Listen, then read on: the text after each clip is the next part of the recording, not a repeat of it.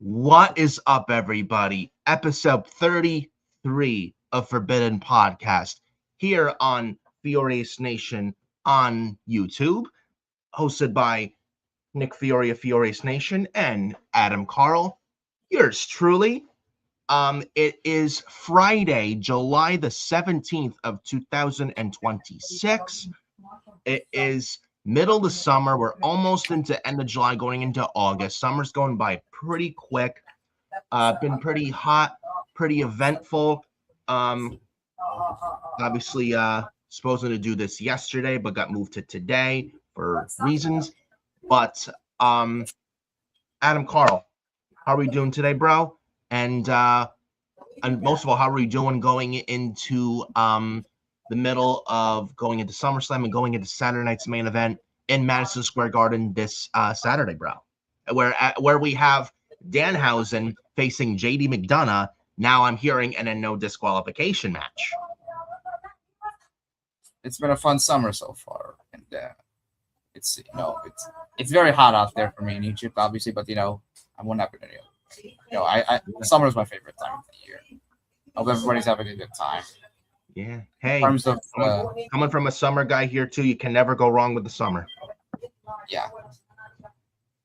So in terms, and I have a birthday in August too in the summer, just like this guy.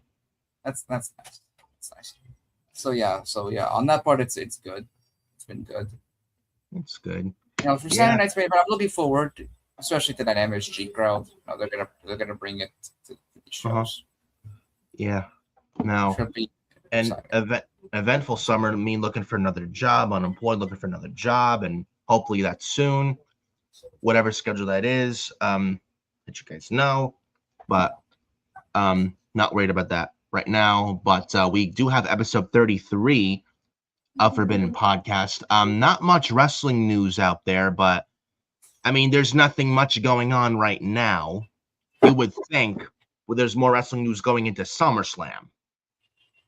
Yeah, you would think, but it's been very quiet. Yeah, very quiet. We got Madison Square Garden for Saturday night's main event tomorrow night and stuff like that. We got four matches. Sorry about that, guys. 4 matches on the card. We might as well start the show with that. Adam Carl should be back in here pretty soon. But first things first, before we get started, hit the like on the video. It helps a lot in the YouTube algorithm. And not only that, it helps with the YouTube channel as well. So make sure you go hit that like. Hit the subscribe button as well while you're at it. As well helps in the YouTube algorithm and it helps the channel, supports the channel. Greatly appreciated. So do that. And hit the bell for all notifications once you do subscribe to FioriousNation.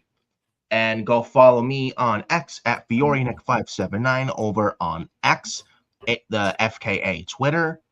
Adam Carl, follow him at AdamCarl2005 on X as well. TikTok at FioriousNation. Nicholas Fiore 31 over on Facebook and Instagram at Nicholas Fiore 2014. We might as well start off with Saturday night's main event. I have the card here for Saturday night's main event. Night, if I can pull it up. Here we go. So Saturday night's main event taking place tomorrow night, July 18th, 2026, live from Madison Square Garden. This is actually, fun little fact, the first Saturday night's main event in Madison Square Garden since August 2007, almost 20 years. And I believe that year we had then World Heavyweight Champion, the Great Khali. He teamed with Finlay, losing to Kane and Batista, SmackDown match. We had Carlito versus then WWE Champion John Cena from the Raw side, where Orton RKO'd Cena through a stacked chair on the outside, if you remember. That was going into SummerSlam that year with Orton and Cena, when Orton was punting Shawn Michaels in the head and Dusty Rhodes, RVD, Sergeant Slaughter in the head. And on that Saturday night's main event in the Garden, Orton RKO'd Cena right through a stacked chair on the outside. And then he had the Boogeyman on there, CM Punk as well. They won a tag team match, beating Big Daddy V and John Morrison, the ECW side. And then I think he had Evander Holyfield in a boxing match with Matt Hardy, only for then U.S. champion MVP to be knocked out by Evander Holyfield. And I can't forget about the ring announcer for that, Michael Buffer, one of the greatest of all time. Shout out to him. So this is the first. I see why they haven't had Saturday night's main event in Madison Square Garden in 20 years. They had the Great Khali as the world champion. MSG was so disgusted. But you had the Cruiserweight champion Hornswoggle.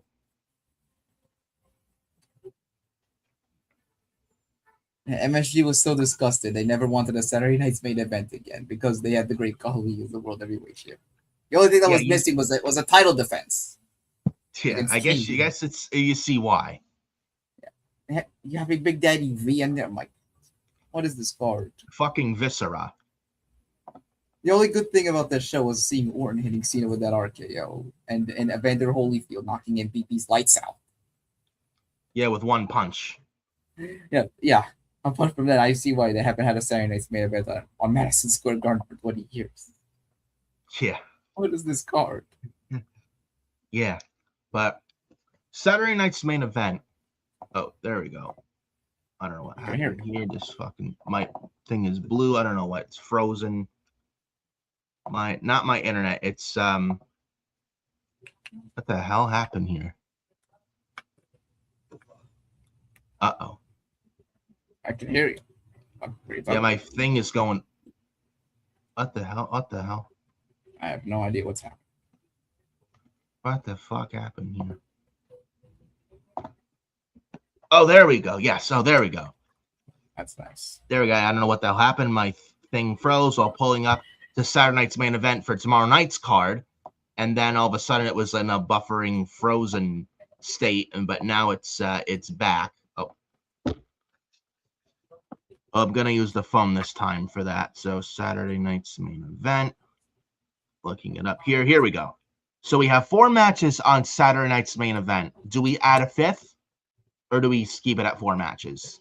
Maybe we add a 5th one. Now, if they add a 5th match, what do you think they add a 5th match with? I guess a tag team title match between the Alpha Academy and Division. I mean, they could have added that Monday on Raw, but I guess we keep it at 4 matches. But all I will say is this is a very weak card. I mean, it was a weak card, but now it's like an okay card. We got 4 matches on this, and I have to throw this out there. I will not be there live for Saturday night's main event tomorrow night in MSG. I will be at Awesome Championship Wrestling's Independence Day for ACW, Poughkeepsie's ACW show. It's going to be tomorrow night in Poughkeepsie, New York at the MJN Convention Center. live front row. I will be there live front row tomorrow night. I won't be at Saturday night's main event, but most likely watching both that on my phone on Peacock, Saturday night's main event during ACW. So WWE and ACW, let's just say they're going head to head tomorrow night. But which show will be awesome though? Yes, no pun intended, but competition. But yeah, I won't be at Saturday night's main event tomorrow night. Have you seen the ticket prices, by the way, for Saturday night's main event in the Garden? They are so hot. $120 last time I seen on. If you go on Ticketmaster, $120 the cheapest. And this is up in the nosebleeds, by the way. Up in the nosebleeds, $120 for one ticket. I don't know who in their right mind would pay that much for one ticket. Plus, you got to think of a hotel and a taxi, a Uber, a cab, plane if you're out of state, food, merchandise, and that's even more expenses on top of the $120 ticket. Like, the doubling the prices of these shows and TKO still outpricing fans is fucking absurd. It's like, They really do need to lower their fucking prices. You know? Like families can't even come to these shows, and they want to come, but it's difficult when you outprice them like this. Imagine you have a family of 3 or 4 or 5, and the ticket is $120 each. That's like $500 to $600. That's about at least $600 for, like, if you're a family of 5, say, just estimating. That's like $600. But then, like, food, merch, a cab, taxi, Uber, etc., etc. Like, you're talking almost $1,000. At most $1,000 for this. It's just ridiculous. But where ACW, you do have Killer Cross, by the way, defending the ACW World Championship against Matt Riddle.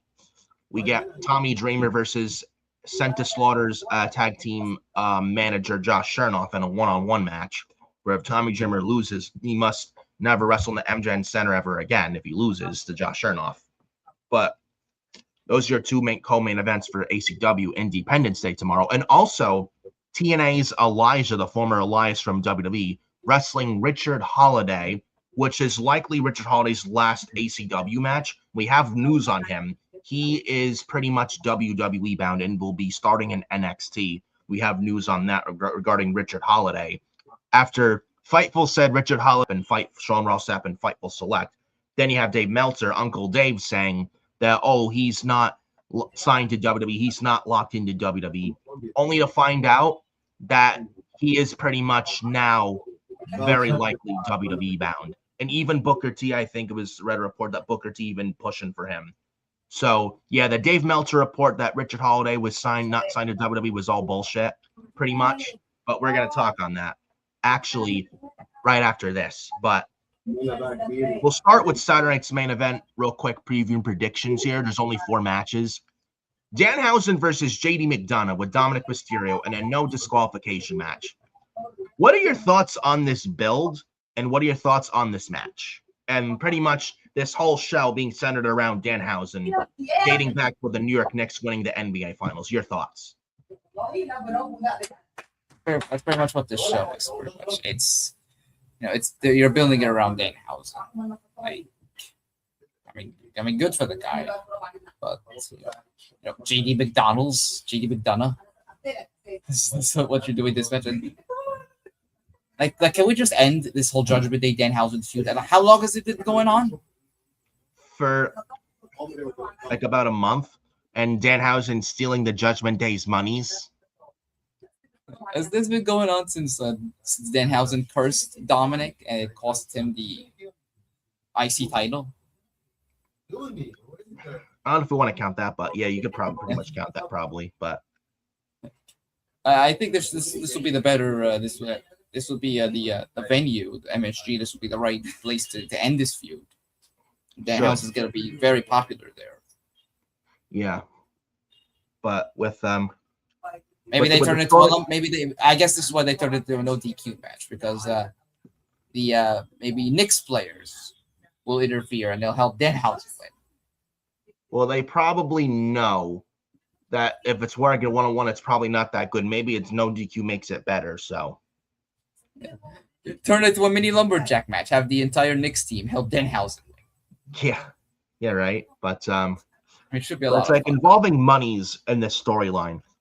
Like, is this a Ari Emanuel call? Like, he wants monies in the storyline. He feels WWE storylines need moneyness. That does Ari Emanuel and Mark Sparrow, like, do they not fucking get it? He's a strange cat. Unbelievable, but Danhausen and JD McDonough, I think Danhausen wins this. Yeah, I think he wins. Probably the by hook or by crook. I think Danhausen wins. I mean, it's the easiest prediction to make. He's easy to make. Yeah, and hopefully that, like, I agree with you. Hopefully they end this feud and move the Judgment Day on to something else. Yeah, please.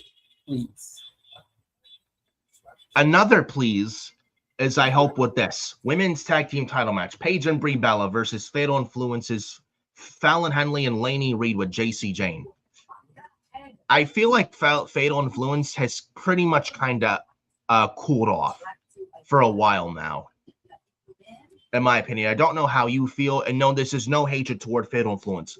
Really like Fatal Influence, but I'd be lying to you if I told you they haven't cooled off for a while, and they kind of have. Yeah.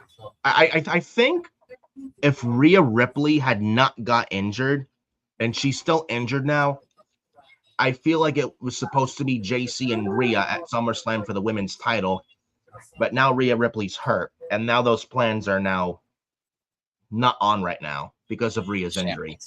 The last time Rhea Ripley was wrestling was when she wrestled Jade Cargill at Clash in Italy.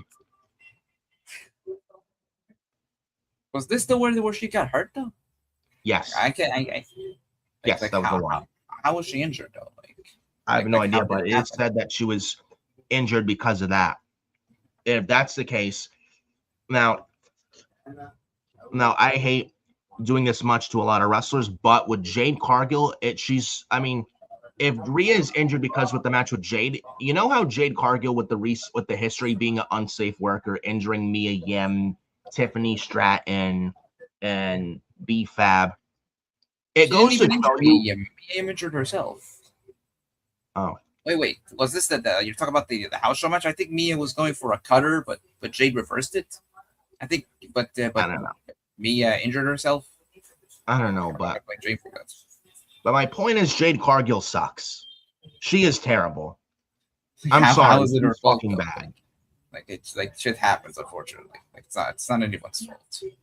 I know, but I mean, Jade Cargill's still terrible though. But which spot was she injured though? Like, how do we know it was Jade? Like, how do we know it was? No idea. How is it Jade's fault if we don't even know what spot injured Rhea? I don't know. I mean, according to reports, though, she has a minor ACL tear. It's like a minor tear. Well, I think Rhea confirmed. I think she confirmed that it's actually a torn meniscus. Torn meniscus, yes. Yeah. And she's still out, but we're getting closer to SummerSlam. I don't know about you. If she's going to be out for this long of a time, why has she not vacated the women's championship? Because it really, the division needs that women. It would be one thing if Rhea's not hurt and she's okay, healthy to be on TV as champion, but she's been out for weeks, and if she's going to be out for a long while, I feel like they need to have Rhea vacate the championship and put it on somebody for the time being, and then when Rhea's ready to come back, she can always win back the championship. You know, Charlotte and Jade Cargill is pretty much confirmed for SummerSlam. I mean, it's a big match, but I don't really care a lot for it. But if you wanted to make it more, you wanted to make it mean more, have Charlotte Flair, Jade Cargill at SummerSlam for the women's championship and the match for the vacant women's title. Have one of them win it, and then when Rhea comes back, she can win the title back. Have Charlotte beat Jade. Charlotte wins the vacant women's title to Charlotte Flair. Then when Rhea Ripley comes back, she can take it off Charlotte, and they have history and a story there. Boom. Yeah, because I feel like if Rhea had not got hurt, I really do feel JC was going to face Rhea for that championship at SummerSlam had Rhea not got hurt. And you look where Fatal Influence and JC Jane are at now, and it sucks. It's just bad timing. they've been feuding as well for months with Paige and Brie. Yeah. Mm-hmm. That's been their feud for a while now. So yeah. So fun. With this women's tag team title match, please put the tag titles on Fatal Influence. Please. Enough of this nostalgia Paige and Brie Bella shit. I'm over it.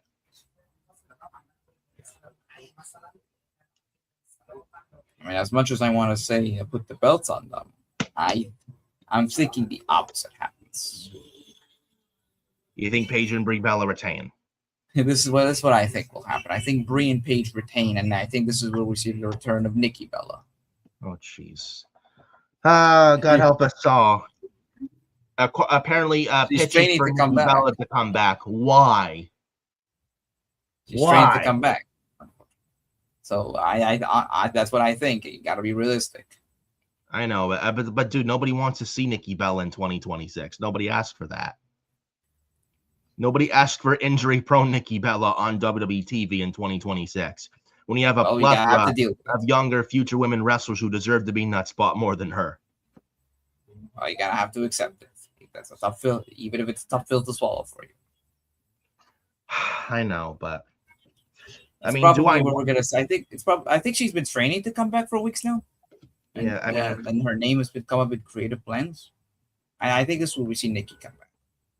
Maybe they do Bella's and Paige versus Fatal Influence on SmackDown in a trios match. And am I the only one that feels like they could be Nikki and Brie turning on Paige, and then we get Nikki and Brie in a feud later in the year, losing the women's tag team titles to Paige and AJ Lee? Like, are we really in 2015 all over again, bro? With we're heading into SummerSlam. I mean, we're going to get to SummerSlam. How much time are you gonna have to build for the match? I know, but I'm talking about coming out of SummerSlam. It's probably going to be the post-SummerSlam feud. I don't even know if AJ comes back from SummerSlam. Yeah, most likely after SummerSlam. Like, we probably have the Bellas turning on Paige after SummerSlam. Like, do they do Fatal Influence and the Bellas and Paige at SummerSlam? Like, they do a 6-women tag there? Maybe. Because if the plan was to do Bellas against Paige and AJ, we're now in mid-July. Is this going to be enough time to build for the match? No. But and if it's true that JC was going to face Rhea and Rhea is not going to compete at SummerSlam, I mean, you're going to have to find a way to put JC on the SummerSlam card. Yeah, but I do have to say this. If coming out of SummerSlam, we have the Bellas turning on Paige, wasn't Nikki Bella a heel late last year?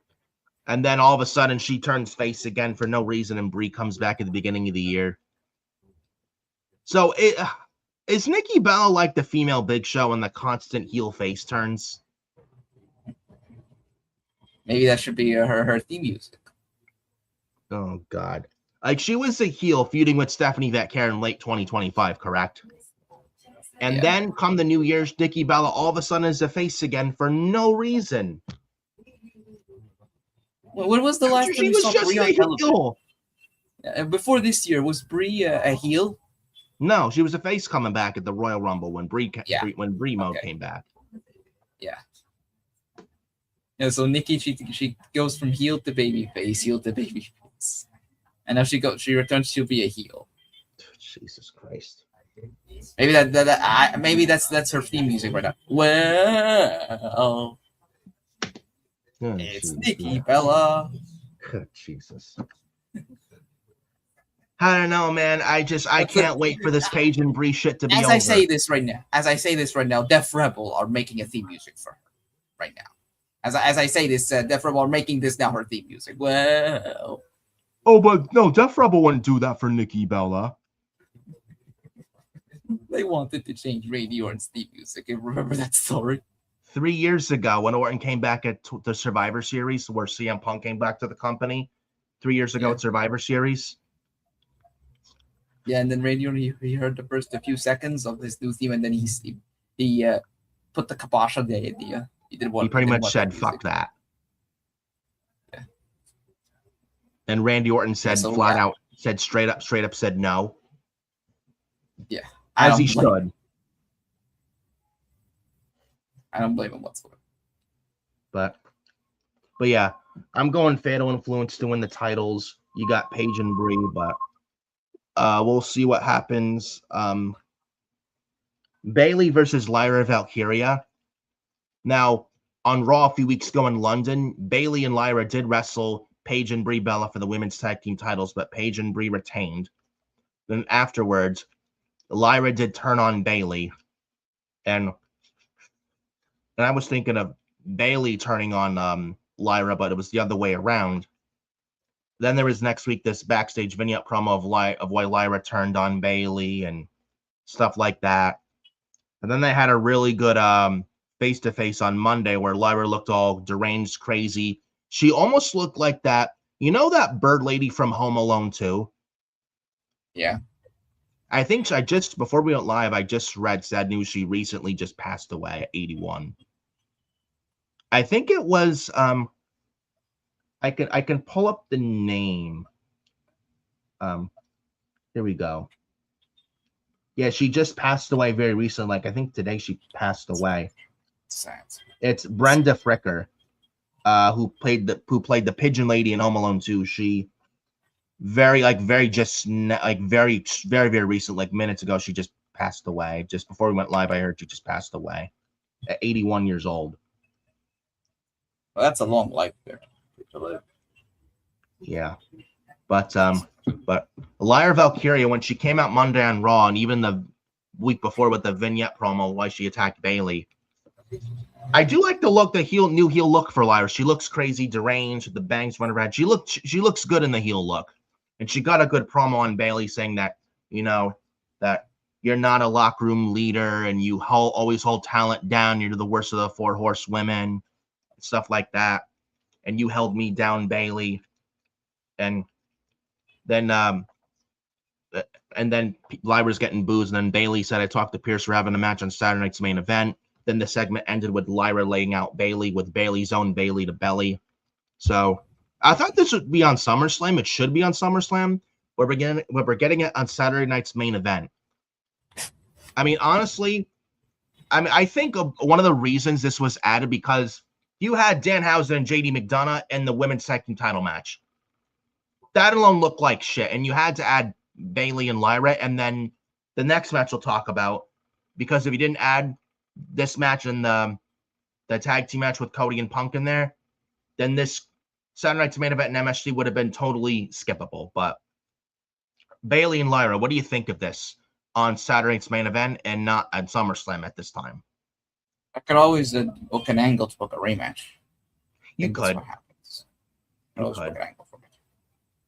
Who do you think wins this and that with this match with Bayley and Lyra?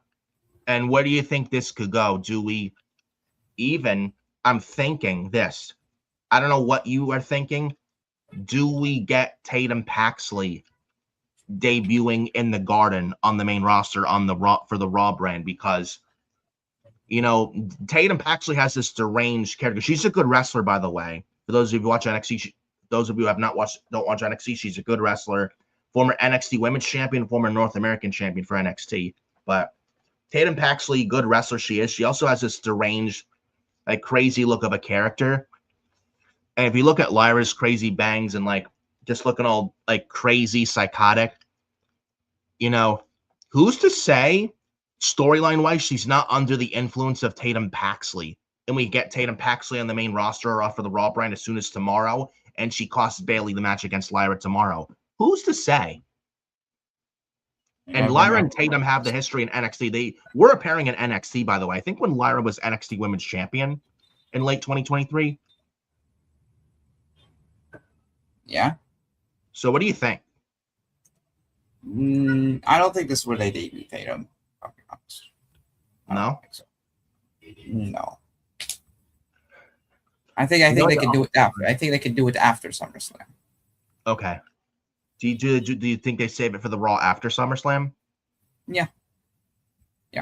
Now Raw was in Raw this past Monday was in Dallas. Tatum Paxley is from Dallas. They didn't debut her there. I don't understand it.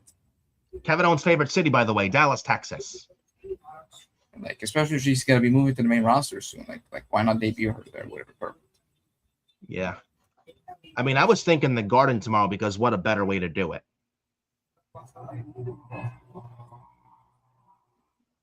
You know, but who do you got, Bayley or Lyra in this thing? I'm picking Bayley to win this. I think it's gonna be. I think barely wins it. She barely gets the win, and then after the match, Lyra just beats her down, and then demands a rematch for SummerSlam. Okay, you could probably do that because I think they deserve to be on SummerSlam because you got Charlotte and Jade, and you have to find a way to keep this feud going. Yeah, so you got think Charlotte Bayley, and Jade. I'm sorry. So you have Bayley. She wins, but she barely survives. Lyra can then just snap completely. You could do that. She leaves her laying, and then on Raw Monday, Lyra can make the challenge for a rematch at SummerSlam. You could probably do that, yeah. Plus, if you want to elevate her as a heel, you get several matches out of it, then maybe in the end, Lyra can win the feud. Yeah. But I'm going with Bayley to win this match. But just just barely. She gets lucky. Right.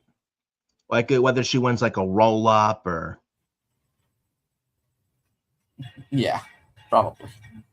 Yeah, then like you said, Lyra just snaps and attacks Bayley after the match, attacks her viciously. Yeah, I could see that. And then it leads to Lyra and Bayley at SummerSlam because you look at the women's side for SummerSlam. You got Charlotte and Jade. It's pretty much going to be confirmed. Io and Liv, I don't really care about. And if you got the Bellas and Paige versus Fatal Influence, that's 3 matches. Yeah, 3 matches. I think they should have 2 women's matches on both. Like 4 matches. 4 women's matches total for the whole SummerSlam weekend, 2 for each night.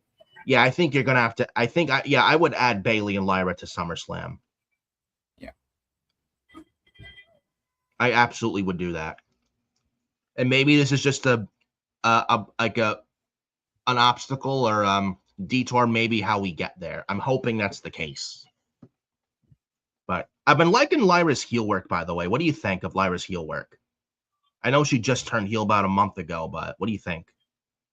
It's tremendous. It just breathed new life into her character. I think this is probably what she needed for a while now. And keeping the old character with the bird lady, woo, da da da, woo, in her entrance music, she stopped that. Oh, but she was over with that. People wanted to do the woo. Where was it? Where was it leading for her? Back to nowhere. Everyone was doing the woo, like the Cody Rhodes. Whoa. Oh yes. Where was it leading? Whoa. Yeah. Come on. But yeah, I like Lyra's new look. I think it looks good, and I think she was a good heel on the Indies in the UK too. So I'm hoping this works for her. And she's talented. She's too talented not to be a feature. She can be a top star for sure. And yes, hopefully it works out for her. Yeah. And then we got the main event of Saturday night's main event. This could be very interesting, and I do hope it is. And this is why. I hope it's interesting. CM Punk and Cody Rhodes versus Gunther and Sami Zayn. Can I just say, can they coexist? Can they coexist? But it works. I like this instant in 2026. It's good. I like it. It still works. The can they coexist? It's intrigue.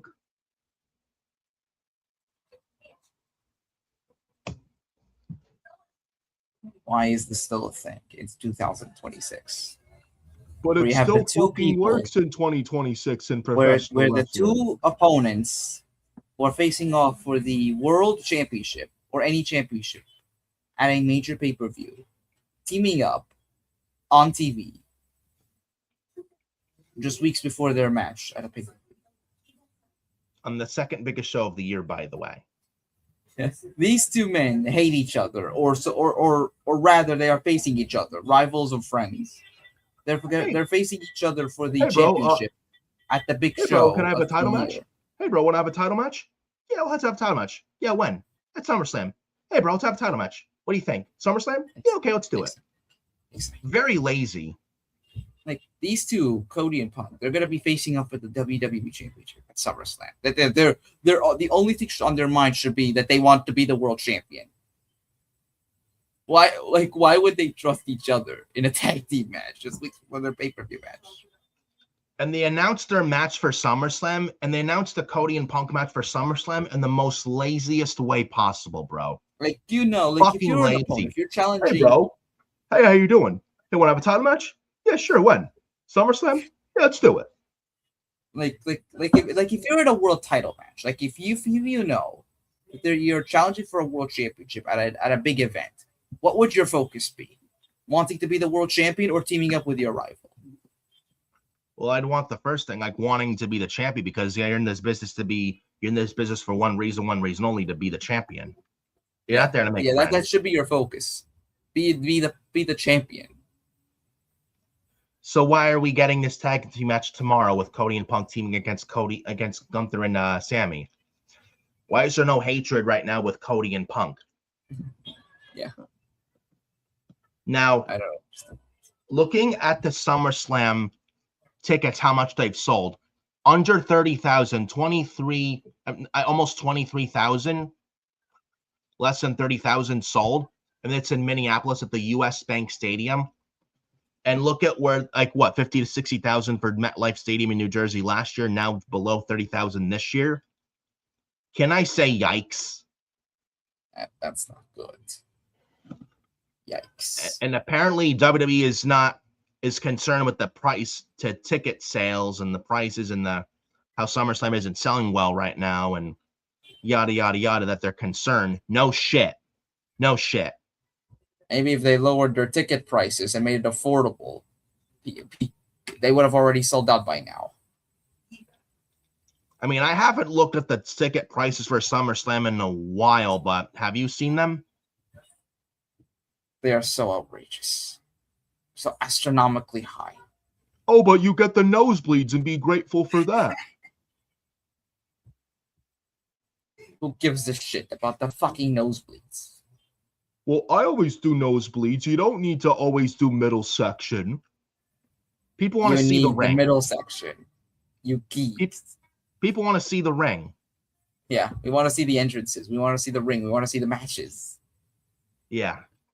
How much are the floor seats for SummerSlam, by the way? I'm not sure if you looked it up, but I mean, I'm sure they're in the thousands. I'm sure they're in the thousands. Like 2,000, 3,000. Wow. The floor seats for WrestleMania 42 in Las Vegas, dude. 30,000, I heard. Ridiculous. Imagine going to Las Vegas for WrestleMania and you're paying a $30,000 ticket for the floor seat. $30,000 fucking dollars. I mean, if you're rich and can afford that, God bless you, but with today's economy being the other shits, it's like 30,000 for a fucking ticket. That's highway robbery. It's awful. Like 30,000. That price alone will get you a car. Yeah. Or buying a console. Yeah. Buying you a PlayStation. Yeah. Like I don't want to spend $30,000 on a ticket. Why? Yeah, it's beyond ridiculous. And the thousands range, what, 1,300, 3,000 range for the floor seats for SummerSlam in Minneapolis? I believe. I think they're in the 200, 300 range cheapest in the nosebleeds, but that's still ridiculous. Like, why would you do this to your audience? It's the aggressive ticket prices for TKO. Oh, well, they're in a lot of debt. They have to do it. The excuses I hear. Excuses. The other thing, the creative's not that good. Do you think if the creative was good, do you think people wouldn't mind the expensive prices, or do you think people want good creative but also reasonable prices? I'm sure they want good creative. I mean, every show needs to be good, in terms of creative storytelling, everything. I think honestly, had the shows been somewhat interesting, had they been exciting, I think No. they would have. I think they wouldn't No. have minded spending that amount of money for a ticket. They would have been willing. At the same time, though, these even if the shows like where it's so uninteresting, even if that wasn't the case, like, do people really want to spend that much money on a ticket? Like, Not especially if you have really. families, you have children. Yeah, Like, and it's that, like, supposed to be. You're supposed to wanting to have fun. Like, you're supposed to want to go to these shows to afford. You want people to be to afford going to these shows and sit in the stands, sit in the yeah, arenas. yeah, not these woke Hollywood celebrities that are friends with Ari who get in for free. Like, it's ridiculous. I would say it's a mixture of creative and being the prices being just so high. That's why Yeah, that's why SummerSlam haven't been sold out. I mean, they're booking big matches right now. Maybe they could surpass 40,000. I mean, maybe. I don't know. I think Because it's July 17th. They have like 2 weeks you left you to just go. never know. You just never know. They might pull it off. Just never know. Do you But, think Triple H is honestly, in the above anything, I think it's the ticket prices. Had they been affordable, I think they would have come close to selling out right now. Do you think Paul Levesque, Triple H may be in the hot seat, and do you think he may have to do something in order to sell out this show and get more tickets sold or get people talking? Because right now, I mean, him playing it safe the past year or so, I mean, it's not bad, but there's zero excitement. There's nothing like to sink your teeth into. There's not, I think Jim Ross said it a while ago, why tickets aren't selling for SummerSlam right now. There's no big attraction or draw or guy that people want to see. And I mean, he's not wrong. He said, quote for quote, that the WWE doesn't really have that big like attraction draw right now at this time currently, which is a big reason why they're not selling well for SummerSlam. I mean, I don't think Jim Ross is wrong at all. I don't think he's wrong whatsoever. Like, what's the big storyline going into SummerSlam? I think, like, what's that big hot storyline going into your second biggest show here? Yeah, just like the Bloodline before Cody finished the story. Even that with The Rock with the final boss and Cody finishing the story. That was the peak. Because, and even Sami Zayn with the Bloodline in that story, like in the Rise of the Judgment Day, like you had that story. Even I'd even say CM Punk and Drew McIntyre throughout 2024. That carried them in 2024. Even what's that. the great like what's the big storyline going in? Like, what, Rollins and Reigns? Hey brother, let's have a title match, brother. Okay, when do you have a title match, brother? Like LA Knight, how he cooked Seth Rollins a week ago on Raw in the promo in Chicago when Seth was about to stink up the joint, and LA Knight pretty much cooked him on the mic. He's like, "Oh, we're the greatest of all time, brother. Greatest at what? Huh?" If anything, LA Knight feels bigger than Reigns versus Rollins for SummerSlam. Literally. I think that's another thing. Like, not just ticket prices, it's also the creative. Like, there's nothing exciting right now. They need to work on that. Like, and like LA Knight is more over right now than Seth versus Roman. Like, why is LA Knight? It's like sometimes you don't need to play it safe all the time. At least sometimes take chances, take risks. LA Knight is very over still, no matter what people think of him. He's still very much over and a megastar. Why not add him to Reigns and the Reigns and Rollins story? Because Reigns versus Rollins, yes, was supposed to be at WrestleMania before Seth got hurt in Perth last October in Australia with Crown Jewel. I don't know how you feel. I know LA Knight is teaming with Royce Keys and Solo Sikoa versus the Usos and Jacob Fatu at SummerSlam 6-man tag. I know LA Knight and Bloodline Vortex, and I understand that. But what if at some point you add LA Knight to the Roman Seth World title hunt picture? Because that's kind of like taking a risk, because LA Knight kind of shakes up the system a bit. I don't know how you feel. And get some new freshness in there, some excitement. You know, Reigns and Rollins are made guys. Another thing, make new stars. You know, LA Knight is over. He's been over. He deserves to be the world champion. He has deserved to be world champion. He should have been world champion last November instead of CM Punk versus Jey Uso. Remember that? In Utah, Saturday night's main event last November. That should have been LA Knight for CM Punk, not Jey Uso and CM Punk. So LA Knight deserves to be world champion. He has deserved to be world champion for a long time now. So what would your thoughts be maybe if they add at some point LA Knight to the world title picture? Because, you know, another thing this company needs is something fresh, something new. That's exactly what they need. They need something different. They need freshness to the show. I mean, they kind of feel the same. They Like if you add LA something Knight and fresh. have the world title and him get behind him, that's something new. It's something exciting. It's like it's taking a risk. Absolutely. Oh, putrid pizza rat. Bro needs to get off his phone and join the show with his boy. I'm on the show. What are you talking about? Yeah, what are you talking about? Maybe I'm a little quiet. Maybe Yeah. I'm soft spoken. Yeah. Prefer that though. I mean, dude is paying attention. Maybe this guy's not paying attention right here. It's whatever. It's okay. It's okay. Yeah. Just keep it going. Anyways, moving on. But yeah, this company needs excitement. And there is none right now, and that's a big problem. Another big reason, not just ticket prices. Another big reason why SummerSlam isn't selling well right now at all is because it's the creative. There's no excitement. It boils down to creative, not just ticket prices. It boils down to ticket prices. It's not just one thing. It's a combination of ticket prices, insane ticket prices, and just not good creative right now. There's no excitement. Everything just feels like blah. Like there's nothing right now.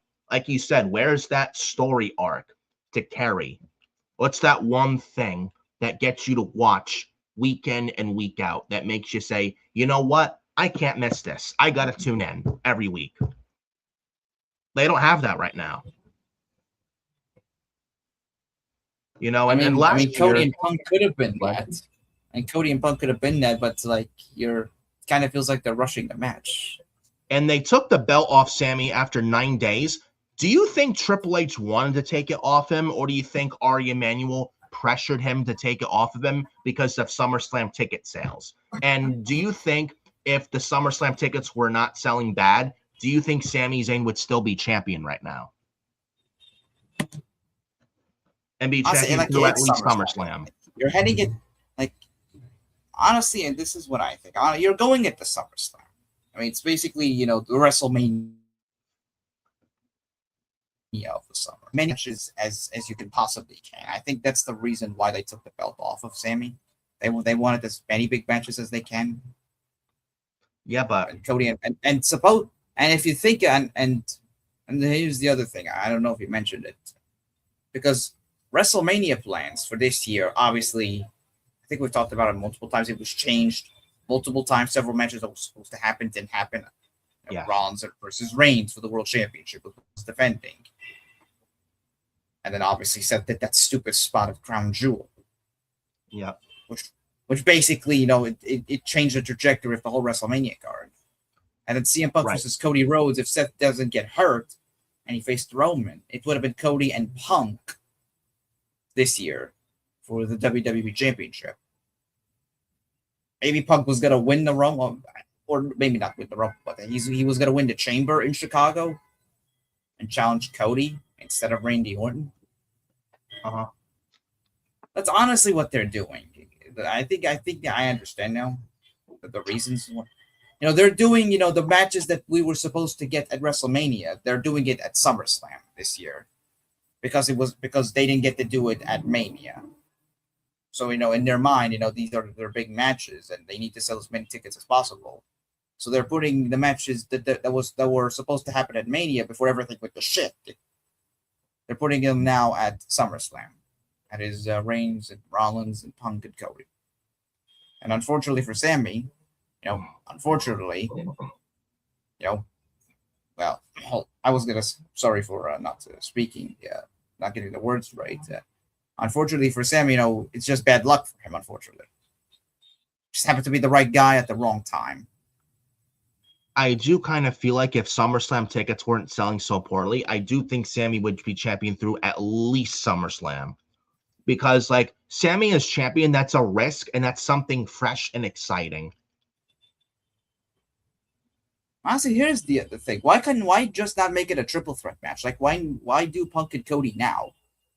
Like, with 3 weeks to go for SummerSlam, that deserves way more than 3 weeks to build. And I feel like you're just rushing it because you're trying to sell SummerSlam tickets because you're being pressured by TKO because TKO refuses to lower down their fucking prices because they're in this much fucking debt. Like why not just put Sammy in there? Like even if like we know he's gonna lose anyway, but he's done some fantastic work. He's carried SmackDown on his back. He's carried the storyline, with Cody and Gunther on his back. Why not add him to the championship match? Even if he's gonna lose, like we know he's gonna lose anyway. But why not reward him with a big match, like your second biggest show of the year? Do you think this is probably it for Sami Zayn in the WWE Championship at this time? And do you think maybe Sammy wins it in Saudi at WrestleMania next year? Maybe you can absolutely tell that story. Because I think Michael Cole even said, you just gotta let you gotta let this play out. I know they all say let it play out, but it's like there's something with this, but I don't know. But this is what I'm thinking with Punk and Cody versus Gunther and Sammy, Saturday night's main event. Now, Sami Zayn, you mentioned, is the best part of SmackDown. You are not leaving Sami Zayn off the fucking SummerSlam card. If you do, that is absolutely ridiculous, and we got a big fucking problem. I think with Cody and Punk 3 weeks to go to SummerSlam, it feels very rushed, and they deserve a lot more than 3 weeks to build and take their time with it. You know how you could probably make it better with Punk and Cody in their situation for SummerSlam? Add Sammy involved. Now, this is what I think. What do you think? With this match as Saturday night's main event, Cody and Punk, they're not going to get along. They're going to have bickering back and forth. They're not going to coexist. Like, can they coexist, right? They're not going to coexist. I think they're not going to get along. Now, I think Sammy and Gunther win this. But here's the catch. Sammy gets the pin, but he pins Punk. He pins the champion Punk. Now, I know I'm not a fan of champions lose. You know me. I'm not a fan at all of champions losing the non-title affair. But with this instant, I'm okay with it because you're not leaving Sammy off the card. And right now, with Punk and Cody 3 weeks to go to SummerSlam, it feels rushed. You want to fix that? Kinda. You could add Sami Zayn in this match, making it a triple threat at SummerSlam for the WWE title, Punk versus Cody versus Sammy. But how we get there, if I'm booking this, I'm having Sammy and Gunther go over, but Sammy pins a champion Punk to have that happen. And Sami Zayn did hold it for 9 days. And you know the story, how Sammy won the title at Night of Champions in Saudi this year. And then the SmackDown the day before 4th of July, that Adam Pearce is the Raw GM. Nick Aldis was on administrative leave. SmackDown GM Nick Aldis. Raw GM Adam Pearce on SmackDown the day before 4th of July a few weeks ago told Sammy, you're defending the title on Raw July 6th in Chicago, a show that's not even Sammy's. So Adam Pearce, Raw GM, made Sammy defend his title, SmackDown title, on the show that's not Sammy's. That's where Punk came back, won the title off Sammy. So Sammy has every right to complain and have a rematch, and Sammy has a case for that. And after he lost the title to Punk, you saw on social media, Sami Zayn went on this rant. He's cussing real bad and stuff like that. So Nick Aldis wasn't so Adam Pearce, a Raw GM, forced Sami Zayn to defend a title that wasn't even a Raw title on a show on Raw that's not even Sammy's. So Sammy has every reason to lobby for a rematch. So I would add Sammy in this title match at SummerSlam, make it a triple threat. Honestly, that would make it better. But how we get there, I'm having Sammy pin the champion Punk tomorrow night if I'm booking this. That would make all the sense in the world. I mean, it's perfect storytelling right there. Because what else do you do with Sammy at SummerSlam? And you're not leaving him off the fucking card at all. I'm telling you right now. He lost his championship. He lost his championship when he wasn't he was expected to defend against Cody, but then because Gunther laid Cody out, they replaced Cody with Punk, and Sammy was prepared for Cody, but he wasn't prepared for CM Punk.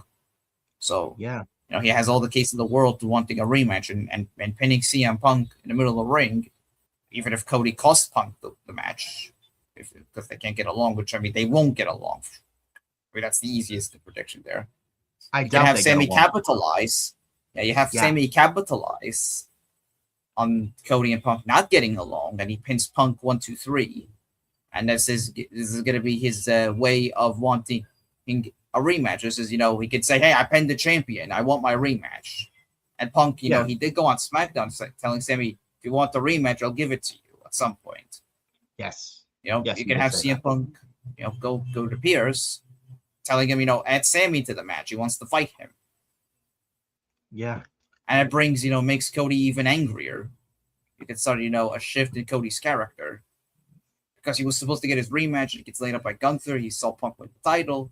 And then when he's going to get a one-on-one match, it gets turned into a triple threat. Because Punk wanted Sammy added to the match. Yeah. Could do that. You'd have Sammy make it a triple threat. Now, if that's a direction, could we see Kevin Owens back? I'm not sure if he's cleared, though. I think it depends on if he's, if he can go in the ring. Unless he's cleared, but WWE is keeping it very quiet under the vest. You can certainly do that. I'm not sure, though. Like, I mean, we will WWE see him back in the ring. Quiet and no announcements, and Owens just shows up. Maybe. You certainly can. I mean, he's moving well. I'm not sure, though, if he could take a bump. I mean, we will see him wrestle again. I mean, there's not a doubt in my mind.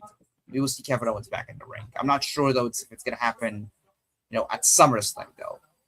If you want to return for SummerSlam, though, if you want to, you can certainly have KO show up and confront CM Punk after the match, because I do believe Punk will walk out of SummerSlam as the WWE champion. I certainly think so. I mean, he just won the championship, and he's should have a long reign with it. Why not? If KO is cleared, why not have him confront Punk after the match? And that could be your big feud for the rest of the year heading into 2027. And CM Punk and Kevin Owens is another big match you can do outside of CM Punk and Cody Rhodes, by the way. Yeah. So, I mean, it all depends if he comes back. It all depends if he's medically clear. But if he is, that's the direction to go with. Yes, or maybe if you could book Kevin Owens and Sami Zayn, Kevin Owens could stand with Sami Zayn. Yes. You can agree with him. He won the championship. He chased it. He worked 20 years to get to this point. And then he finally wins the title, and then it gets taken away from him in 9 days. He can agree with Sami, and he goes against Cody. KO can say, he was proven right about Cody Rhodes. He was proven right. Yes. Cody can't be trusted. Yep. Yep, movement. Yeah. And then this could be KO's gateway to that, and that could be the gateway for Kevin Owens to then feud with CM Punk for the WWE Championship. You could do that. Maybe it's Punk and Owens at WrestleMania 43 in Saudi for the title, or I don't know. Maybe Punk and Sammy, Cody and Sammy 1-on-1. Who knows? Yeah. Who knows? But. We're going with. I think you and I are going with the Sammy and Gunther to win this tag match. Yes, absolutely. Yeah, they're gonna win. They should. There's no other way but that. Yeah. Sammy and Gunther winning is the right move and nothing else. Sammy and Gunther should win. But. Yeah, Sammy and Gunther win. Sammy pins Punk because Cody and Punk don't get along. And Sammy can hit a haluva kick on Punk, pin Punk 1, 2, 3. And that allows Sammy. And then Sammy has, I pin the champion. I get a rematch. So it's like, I'm owed a rematch and I pin the champion to back it up. And Sammy can use that to back it up. You could always do that. And I wonder, like I said, if Kevin Owens returned at SummerSlam because since the 2020s hit, Roman Reigns returned at SummerSlam 2020, Brock Lesnar 2021, 22 Bayley with Dakota Kai and Io Sky after she was Io Shirai. You had 2023, I think Jimmy Uso when he turned on Jay with Ray. Can we call it a return? No, he was out for a month. Right. Call it really a return. 2024 Roman Reigns. 2025 Brock Lesnar. What if this year Kevin Owens? it seems like a holding pattern there. Every year since 2020, there's been a return at SummerSlam. Maybe KO is next on that list. And if Kevin Owens is back, I'm telling you, that's a very big deal for the company and the product in WWE and on SmackDown as well. That's a big fucking deal because his presence is absolutely missed and they need him. And you know how the product last year kind of went to shit as soon as Owens went down? Yeah. His presence is sorely missed, and him back is a very good thing and a big deal. Yes, sir. Absolutely. I mean, he was like, the engine that was holding things together. Yeah. It was, the guy that was holding the shows together, the glue. Yes. But, and ever since, ever since he has not been on television, ever since that injury, things have kind of went downhill. Really did. What we'd say multiple times, I think they need excitement. They need something. Yes. They need something fresh. They need something exciting. KO brings that excitement and that passion, the energy to the shows and every feud he's in. Yeah, just in they're that gonna, heart, they're gonna, the heart so and they're the gonna need him soul on television. too. And the heart and soul so they're as gonna well. need him on. Yeah, they're gonna need him on television very, very soon. And could you imagine a SmackDown show with KO, Sammy, Punk, Cody, and you could add Gunther to that list too? You have a top SmackDown 5. And Orton as well when he's back. McIntyre, Balor. That's a good SmackDown 8. If you have those 8 active on the show, man, SmackDown could feel like the A show again. Yeah. And this is something they need is help and the star power. So, speaking of Gunther, I did read something.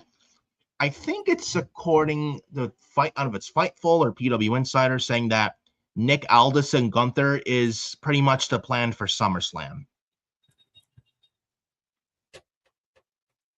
And if you watch SmackDown last Friday at the end of SmackDown, where Gunther choked out Nick Aldis like 4 different times in the sleeper, I think that's where they're going with Gunther for SummerSlam.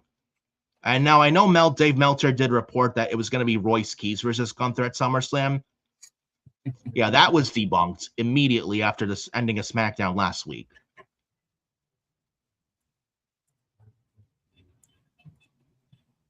Now, with Gunther and Aldis pretty much inevitably confirmed for SummerSlam, do you think Nick Aldis wrestles after this, or does he go just do a one-off?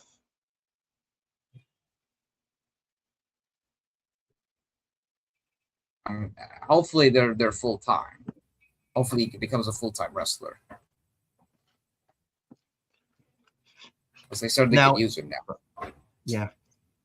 If Nick Aldis were to ever leave the SmackDown GM position, do you think Adam Pearce takes it, or do you think somebody else takes the spot of SmackDown General I think somebody else takes it. Maybe, who do you think would be a nice replacement? If that honestly, would I've happen, been thinking about this.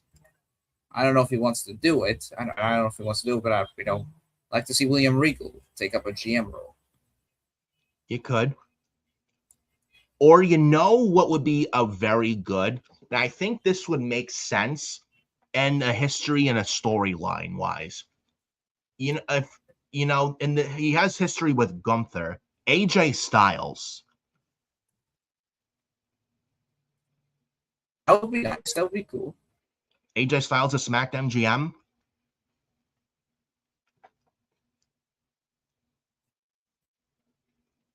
I think that would be great. Or phenomenal, no pun intended. It has a good ring to it.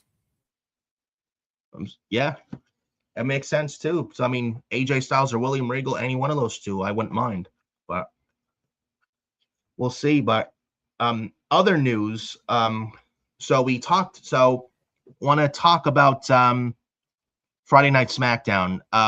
First Friday Night SmackDown live at 2 hours last week. What did you think of the show last week? We had Gunther choke out Nick Aldis, but then Cody Rhodes made the save, and they cut the show at 10 o'clock when Cody's making his entrance. Oh my God. Yeah. Yeah, USA Network, huh? Never cease to amaze me. You had Cody Rhodes, CM Punk open the show. They announced the match for SummerSlam in the laziest way possible. Hey, bro, want a title match? Yeah. When do you want to have a title match? Yeah, SummerSlam. Okay. Bro, I need a lot more than that to get me excited and invested for your big title match at SummerSlam. Not just, hey, man, hey, friend, let's have a title match. Yeah, let's do it. Like, I need intensity here. Where's the emotion? I need passion. Yeah, where is it? On your second biggest show of the year, we need that. Like, what are you doing? Like being all it's like this love fest. Like, what is this? Oh my God. You're going into SummerSlam, your second biggest show of the year, like you said, the WrestleMania of the summer. Why are we in this little lovey-dovey love fest going into SummerSlam, fighting for the biggest prize in the entire industry? Why? And the same thing goes with the World Heavyweight title on Raw with Roman Reigns, Seth Rollins. Hey, brother. Hey, Shield brother. Let's have a title match, brother. Yeah, brother. When? Yeah, it's SummerSlam, brother. Yeah, let's have a title match, brother. Yeah, I like that, brother. Yeah, let's go and get a coffee together, brother. Yeah, we're the greatest of all time, brother.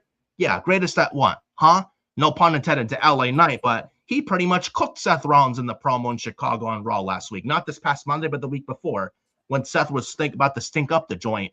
LA Knight saved his ass and pretty much roasted him on the mic. My God. Holy shit. How bad is it that LA Knight comes out to stop the fucking bleeding?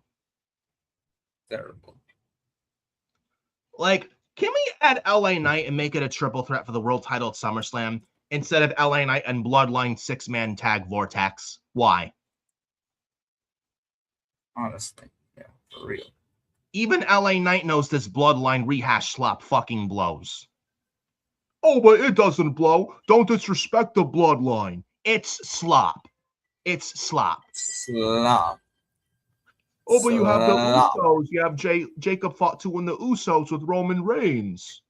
You have Solo Sikoa feuding with them now. The only thing that's keeping it somewhat interesting is LA Knight. That is it. And Solo Sikoa actually turning out to be a good babyface. Yeah, and him away from the MFTs, which I'm gonna say it right here. The best thing to ever happen to Solo Sikoa was him ditching the MFTs. That was the best thing to happen for him. Look at him now. Career. Yeah, it saved his career. That's what it did. You know how he was the street champion when he was in NXT as a babyface and not this heel enforcer? This somewhat reminds me of that with him on his own now. Yeah. You know, and by the way, Tama-Tonga, where are they now? Where are they now? Didn't Tama-Tonga lose clean to Finn Balor on SmackDown last week?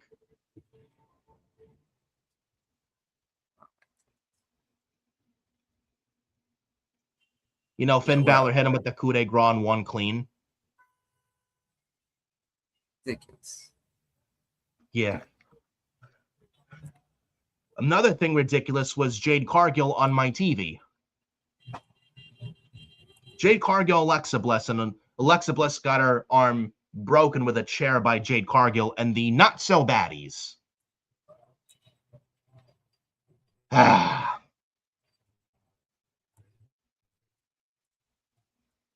Why? I don't get it. B-Fab and Michin, why do they still have a job? I don't get it.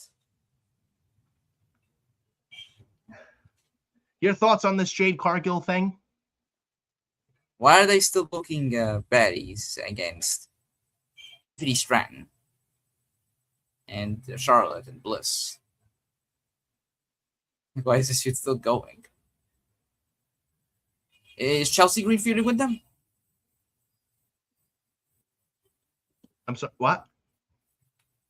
And so we're having the baddies, Jade, Micha, and Mia, against Tiffany, Chelsea, every week. Like, why? And Chelsea Green with this thing with Tiffany Stratton with Nia Jackson, Last Legend. Lord have mercy. And then Blake Monroe. Can we get Blake Monroe beating Tiffany Stratton for the women's U.S. title, please? And turn Tiffany Stratton heel, by the way, while we're at it. Yeah, for real. My goodness. But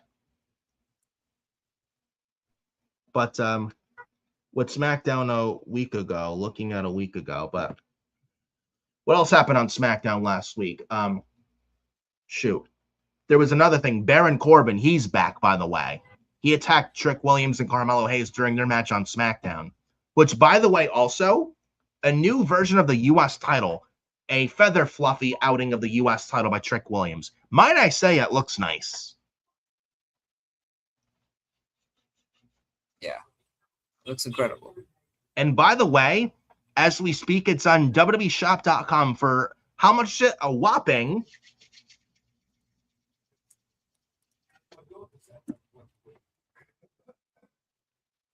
as Adam Carl looks up the pricing on WWEshop.com. Surely it's in the thousands. Sure. I mean, it's real gold, but I mean, my goodness. It's not cheap by any means. But Trick and Mello were having a good match, and Baron Corbin, when Carmelo Hayes was going for nothing but net, out of nowhere, Baron Corbin, he attacks Mello, gives him the end of days. Love that move, the end of days. Then he gives the end of days as well to Trick Williams, and Baron Corbin, the lone wolf, is back. The former Bishop Dyer from the Indies. Baron Corbin is back in WWE and on SmackDown. And he looks great. So I don't know what you think, but I'm happy to see Baron Corbin back. And the guy who's reinvented himself on the Indies and clearly humbled from a guy who was bullying the Indies in his first WWE run. Then he leaves, goes to the Indies, gets humbled, reinvents himself, and now he's back. How he's booked going forward remains to be seen, but I am very happy to see him back. What do you think? Yeah, it's good seeing him back. He definitely has earned his way to come back. Yeah. He's done fantastic work on the independent scene. Yep. Baron Corbin. So yeah, and the SmackDown brand can use some freshening up with the different talent. Baron Corbin, he's talented. Yes. Yeah, unfortunately, he was given terrible gimmicks by Vince, unfortunately. The Constable Corbin, the King Corbin, where he had dog food poured all over him. Remember that? He lost to Jinder Mahal. Failed his cash against Jinder Mahal. Don't get me started on that, where he lost with a fruit roll-up, where he failed to cash in. He was as fresh as a daisy. Like after Jinder went through a match with Cena, Corbin cashes in. He cashes in the briefcase. Bell rings. He turns around, punches Cena off the apron. Jinder rolls Corbin up from behind for a 1-2-3, and Jinder retained, beating Corbin with Corbin failing to cash in. Fucking atrocious. Absolutely atrocious. Yeah. Corbin was fresh as a daisy, like you said, and he gets rolled up by a damaged in the match Jinder from his previous match with John Cena. It's embarrassing. What a nightmare that was, huh? Yeah.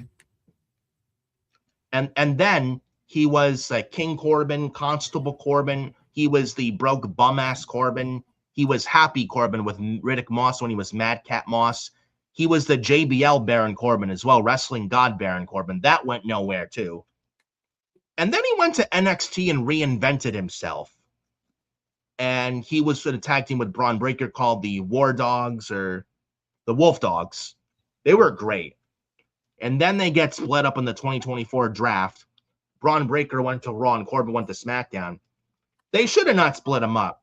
And the reason they split him up was because they felt Braun Breaker should be a single star. Then look where Corbin was. He was tagging with Apollo Crews, and then Corbin got released in November 2024. And you know how it's like they said they didn't want to. They broke up the Wolf Dogs because they felt Braun Breaker is more of a single star than a tag team guy. Yeah, look where Braun Breaker's at now with your favorite group, Adam Carl, The Vision, with Austin Theory, Logan Paul, with Braun Breaker and Maxine Dupree. And Bronson Reed's out, but you know. It's ridiculous. Now Baron Corbin's on his own on SmackDown. I'm thinking, hear me out. Baron Corbin teamed with Dijak or Dijakovic on the Indies, right, in MLW?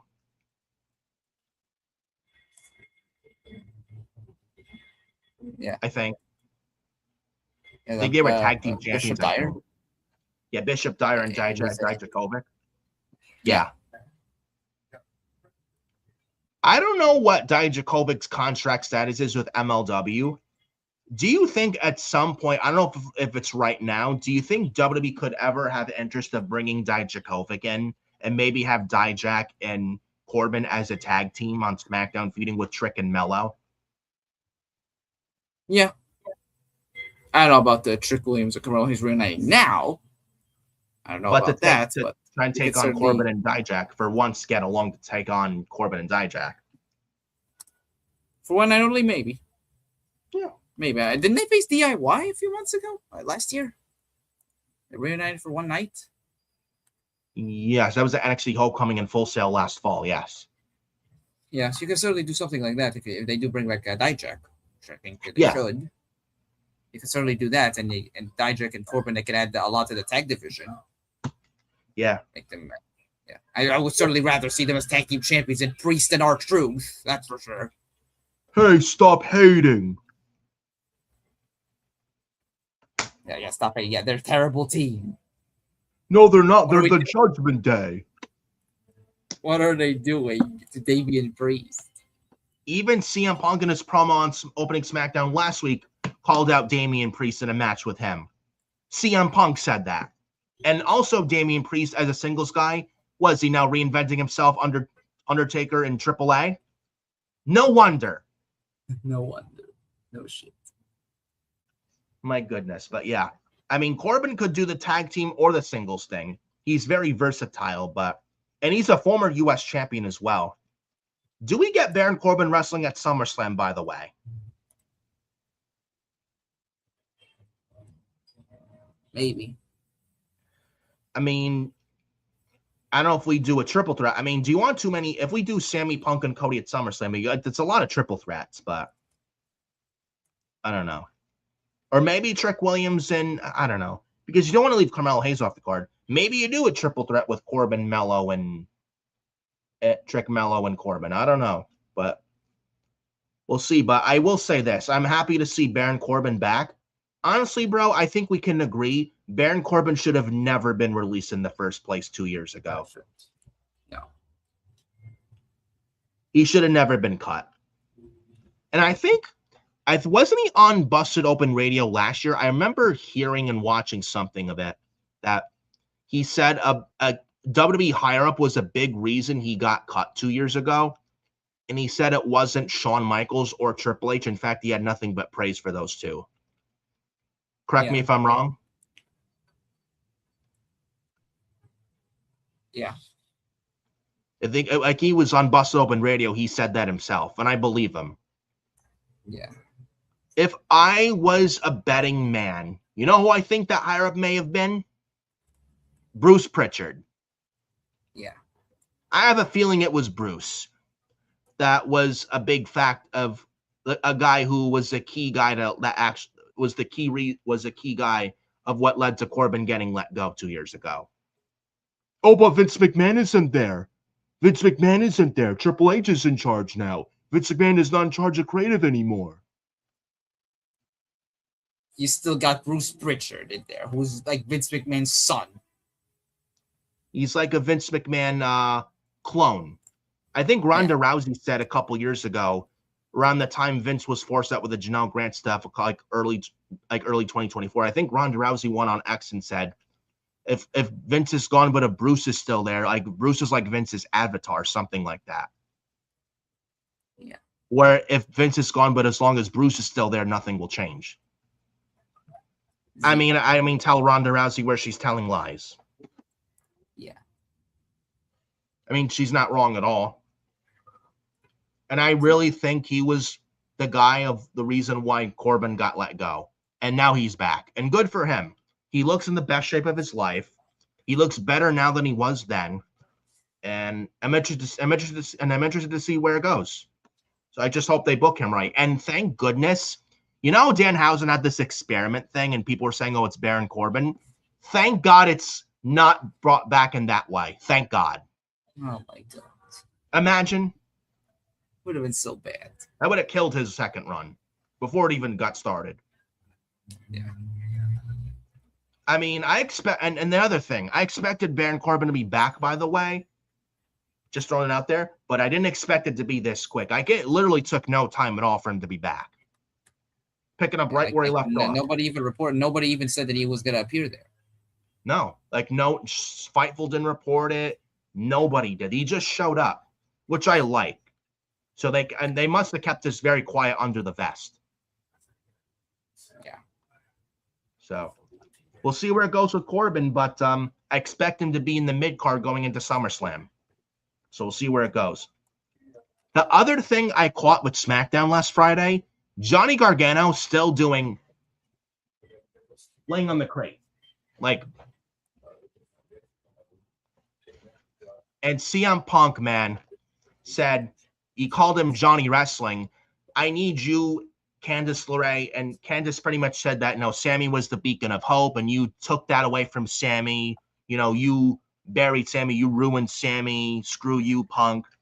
And then Punk's like, why are you saying that? Like, you know, you two need to be in the ring, not whatever this is. Because what you're doing right now, Johnny and Candice, isn't working. Flat out came from CM Punk.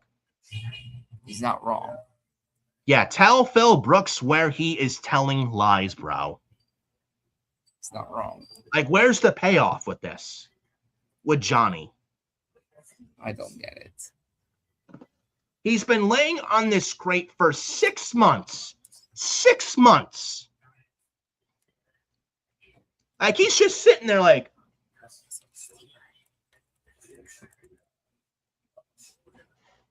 yeah. He's like,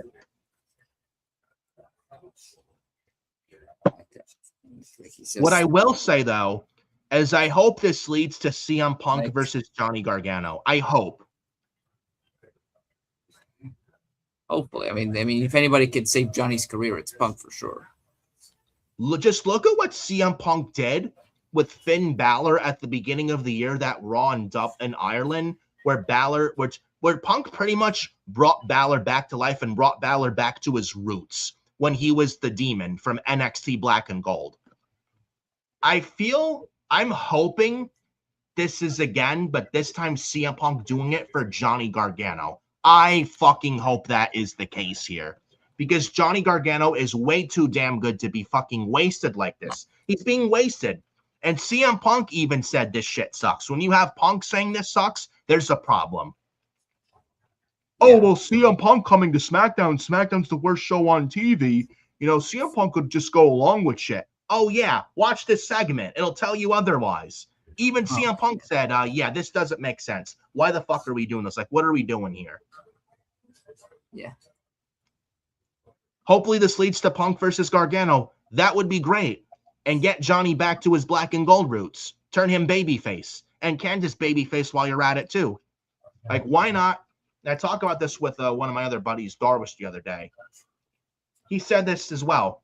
Why not have Blake Monroe beat Tiffany Stratton for the women's U.S. title, hold it throughout the rest of the year, and going into 2027, have Blake Monroe drop the women's U.S. title to a babyface Candice LeRae?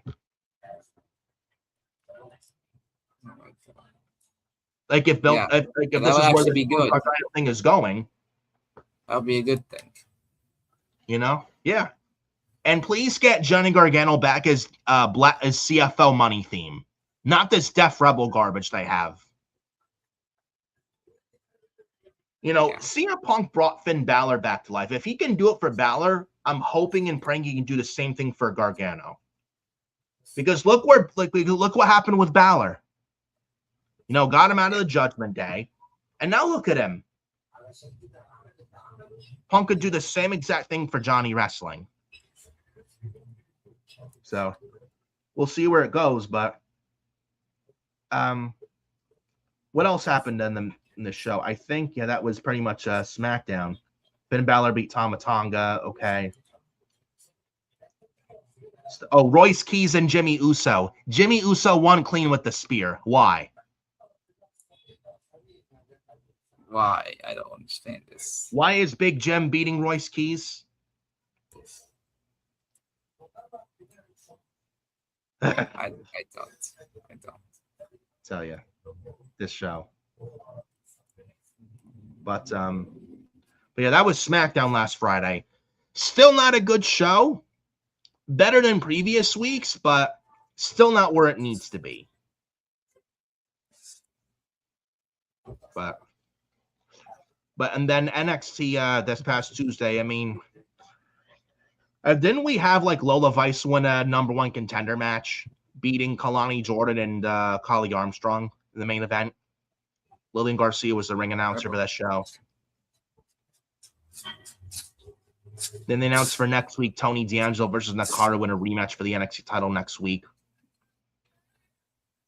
Oh, by the way, I have to remind you, recently on NXT, not this past Tuesday, but I think the week before, Kendall Gray wrestled Natty for the NXT women's title.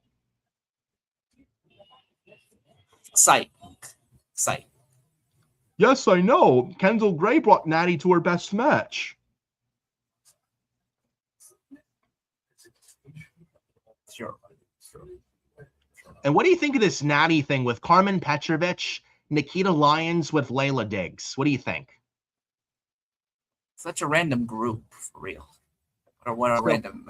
So Petrovich is in this, and then the group in AAA with Bronco Nima, Angel Humberto, and Daga. And yes, also Humberto Carrillo and Angel Garza. I know I call Humberto an Angel. This guy right here will try to argue me. What the fuck is Humberto? It's Humberto Carrillo. Mm-hmm. What is it? What does Humberto mean? It's Berto, not Humberto Carrillo. Get it right. It is Humberto Carrillo. You don't get over with the name Berto. But isn't that like a... No, that's a ceiling. That's not a ceiling. With a name like Berto, that's not... I don't know if it's a world champion caliber name, but... Oh my God. Yeah. It's about the same... Berto is about the same level of a world title name as A-Kid. Yes, now Axiom. Yes, A-Kid. Imagine if Vince McMahon and Bruce Pritchard 5 years ago who got their hands on A-Kid from NXT UK. Oh my God, that would have been the end of his career. That would have killed his career right from the word go. Bruce, let's bring A-Kid from NXT UK. Let's make him a kid.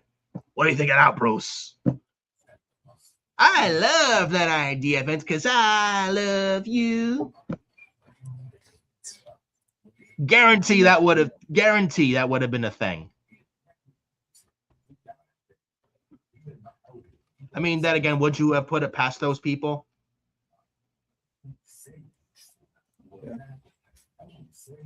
My goodness, but then we go to Raw. It's past Monday night. Might I say a very focused show, very solid focused show, focusing into SummerSlam build. I mean, you had a lot happen on the show. Chad Gable winning the gauntlet. Reigns and Rollins had a very good contract signing to close Raw. They didn't even end Raw until like 10:45 instead of the usual 10:30 time slot. They had Brock Lesnar and Oba Femi in a segment. Making Hell in a Cell feel important. You had Io Sky and Roxanne Perez. Why is that not the women's world title match for SummerSlam? Oh, stop hating on Liv Morgan, the greatest women's world champion of all time. Who has had 0 title defenses since winning it at WrestleMania. And 0 investing what a great champion. And 0 investing emotional, intriguing storylines, by the way. Yeah, 0 storylines, 0 title defenses. But why is she the champion? Can we just give Io the championship back? And can we please cut Liv Morgan's mic off, by the way, when she says the greatest women's world champion of all time? Like, man, I do this every time I hear that, every Monday on Raw. It's terrible. So Io and Roxanne had a very good match Monday. Again, why is this not the women's world title match for SummerSlam, but we're getting Io and Liv? Why? I don't understand this. And Io Sky, this is second week in a row she's getting beat down by Liv, Raquel, and Roxanne of the Judgment Day. Where is Stephanie Vetcare to save this?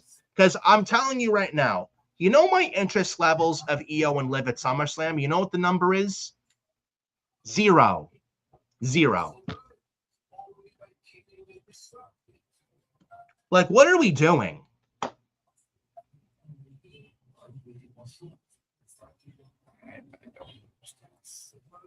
What are your thoughts on this? They need change. It's bad. Yeah. Why? And how long has this Judgment Day thing been going on? Like, Too long. Can I? They just can't have Raquel turn on Liv already. Just have her turn at SummerSlam. Turn her babyface. Yeah. Roxanne Perez build her up to win Money in the Bank. Yeah, this has to be. Roxanne winning Money in the Bank, but I don't know. But like I mentioned, the opening of Brock Lesnar with Paul Heyman and Oba Femi. What do you think of Brock Lesnar's new T-shirt? Talk shit, get hit. I thought the segment was good. It's honestly in terms of the match, it's like the best built match. Yeah. Brock's got a new T-shirt, by the way. Talk shit, get hit. A great shirt.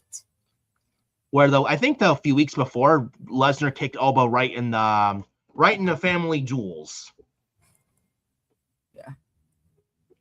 Yeah, below the belt. But Oba Femi cut this, like, I think Lesnar was laughing. Then Oba says, like, I'm the ruler and there's no running away from Oba Femi. It was a good opening. Yeah, I thought they did well with their delivery. So I'm expecting this match. Hopefully, Oba and Brock get enough time for their Hell in a Cell for SummerSlam. And please do not have it go 7 minutes. I don't give a fuck what the commercials. ESPN and TKO need their commercial money. I don't give a fuck. You give Brock and Oba all the time they want. All the time Oba and Brock want, not what you want. Yeah. This is a blood match with a blood feud to end a feud, and likely Lesnar's last hoorah. You're not gonna have them. You're not gonna have Lesnar and Oba have a match at SummerSlam. Hell in a Cell that's gonna go what, 7 fucking minutes or 12 minutes? You give them all the time they want. No ands, ifs, or buts. Exactly. There's no way you're having them go 7 minutes. I say not even have them go 12 minutes. Honestly. But also on Monday Night Raw, we also this is probably one of the best segments on the show. The Vision with Otis and Tozawa, Maxine Dupree. I know your stance on the Vision. I know you're the Vision's biggest fan. But I think the segment here with Maxine Dupree with Otis and Tozawa was very well executed. It was a great segment. And everyone loves Otis, by the way. Yeah. When Otis said, Maxine Dupree, why join the Vision? And then Vision explained themselves. Otis was about to have a moment with Maxine. Then Austin Theory low-blowed Otis, and Maxine Dupree saying, I would never, ever be with you, Otis. And man, I will say this, the heat they fucking got, the heat the Vision got, man. My goodness. I mean, for this week, it worked. Hopefully this is not just the 1 week, but I mean, I'm not a fan of the Vision. It's like Judgment Day 3.0, pretty much. Let's be real. But I did really like how well done they did this segment on Monday. Your thoughts? It's because I think it's such the fact that Otis is such a lovable character that people are emotionally invested in what he does, and he has and he's got great acting chops, and it puts on these great performances. Just the heat Austin Theory got and the heat Maxine Dupree got. Yeah, got booed at like nuclear heat. Yeah, that was incredible. They got big heat. They were booed relentlessly. It's up to them, how to sustain it. And they got something there with Otis and Tozawa, as much as I know. As much as I'm no big fan of Tozawa, and I question why is he still. What does he do on television? Yeah. Like, credit to him, too. He played his part well. He and Otis, are over. They were over with that audience. In Dallas, which was a great crowd, by the way. Yeah. Dallas fucking killed it Monday. Like, you need crowds like that. If you had crowds like that often, I think that would be a very good thing. But it was like the Vision attacked Otis Tozawa. Otis just snapped. And trying to reason with Maxine, Austin Theory gave a low blow. Braun Breaker broke Akira Tozawa in half with that spear, man. My goodness. And then Austin Theory and Braun Breaker double team Otis, leaving with a double team with a spear on Otis.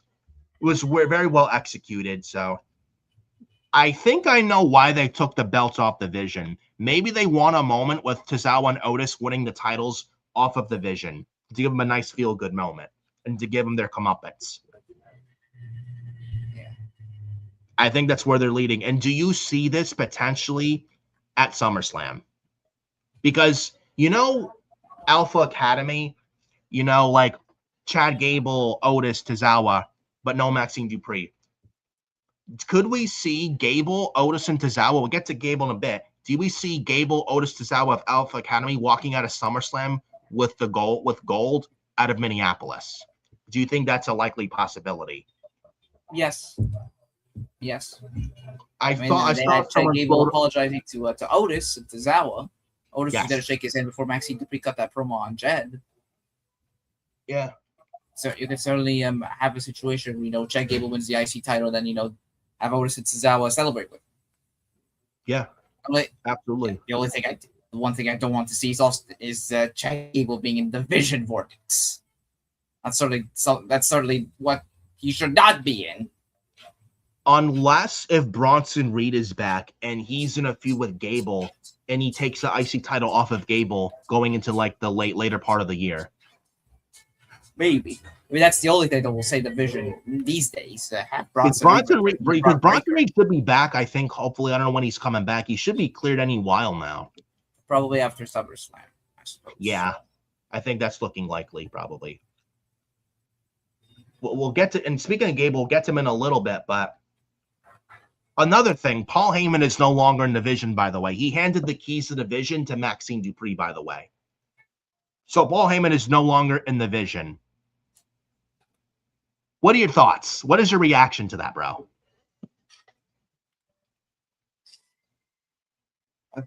Paul Heyman no longer in the Vision? Yeah, he's not in the Vision anymore. I say thank goodness. Yeah, thank God. Just put the faction out of its misery already. You don't even need Danhausen. They were already cursed before Danhausen came to WWE. That was the Vision. Yeah, just put this faction out of its fucking misery. It has done nothing to benefit any of the members. It has dragged the show down. It has dragged the careers of Breaker, Theory, Logan down. Speaking of Braun Breaker, what is the benefit of it continuing? Speaking of Braun Breaker, now this is from Ibu of Self-Made Pro. Take him with a grain of salt. Though I would kind of believe it that Braun Breaker is reportedly unhappy in his position. Can you blame him? No. Look where Braun Breaker was at the beginning of this year. That first Raw this year in Brooklyn that I was at live, that main event of that Raw. Breaker wrestled Punk for the world title. He lost clean to Punk. I mean, looking back was the right move. And then the next week on Raw, I think they were in Belgium, where Braun Breaker put his hands on Adam Pearce. Though you say Adam Pearce put his hands on him first. But, where Adam Pearce is like, I'm sick of this shit. I'm tired of it. Then Braun Breaker's like, how do you, Braun Breaker goes from that to Vision tag team slop. What the fuck that happened to Braun Breaker? It's ridiculous. What are we doing? How the mighty have fallen. This man was challenging for the world championship, and now here he is in a dead faction. Well, he's a main event. Well, he's a main event guy. He don't feel like that right now with the fucking Vision holding him down. It's fucking insane. It's ridiculous. And look at the Vision last year of Heyman, Rollins, Bronson Reed, and Braun Breaker Logan Paul, and you could probably think of Becky Lynch in there too, pretty much, kinda. Not officially, but kinda. Look at the vision of that last year and the vision this year compared with last year. And now this year with Braun Breaker, Austin Theory, Logan Paul, Bronson Reed, and Maxine Dupree.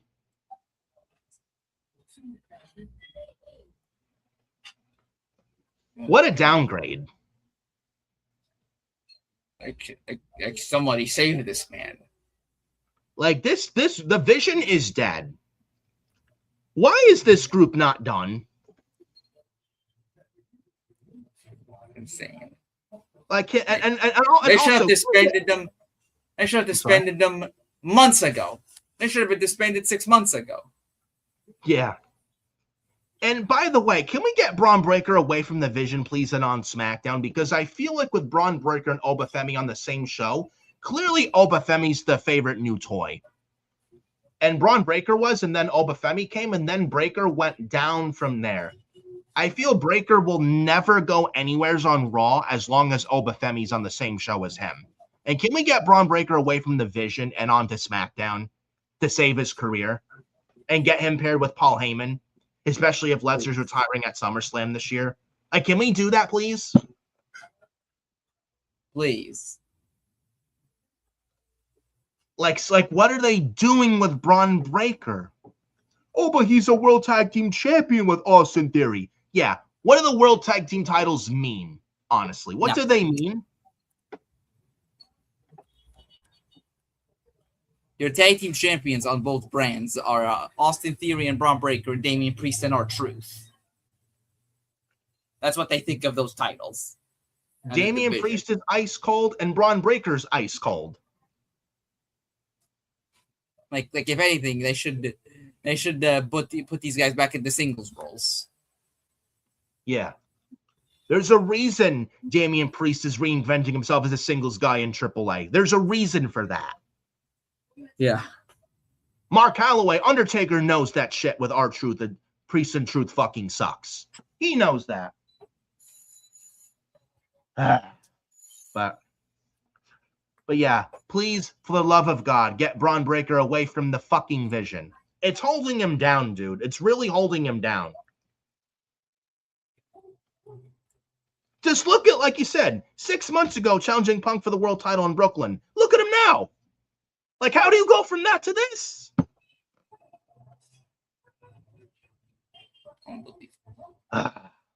This better change after SummerSlam. They better get him away from this group. Yeah. Holy shit. Do you think we get a Bloodline and first Bloodline War Games for Houston this November? Or do we get Alpha Academy versus Vision in War Games? Which, yes, you heard that correctly. Might as well say it. Survivor Series War Games is going to be in Houston this November. Late November. I think November 28th. Oh, joy. War Games. Yes, I know Adam Carl is so excited for War Games. So excited he couldn't contain himself that he had to be off camera for a while, man. Man, Adam Carl is so excited for War Games that he says it's a dead concept, like I think so. And so excited for War Games that he picks up the remote control, changes the channel off of War Games. I know how excited Adam Carl is for War Games, Bran. I mean, he's off camera now. He couldn't contain his excitement, bro. Tell ya. So, yeah.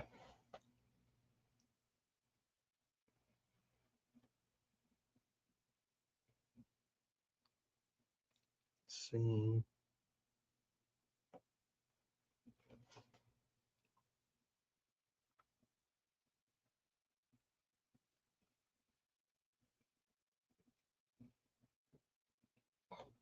I don't know when. I don't know when Adam Carl's coming back, but let's take a sip.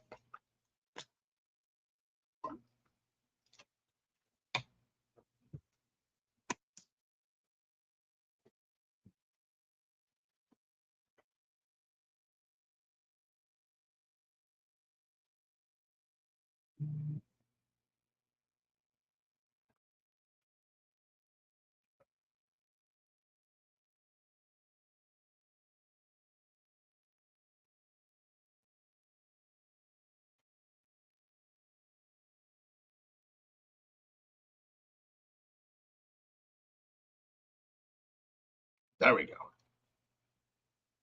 And he's back. I know Adam Carl was trying to calm down his excitement for War Games. Trying to calm down my anger at the thought of the Vision and the Bloodline in the War Games match.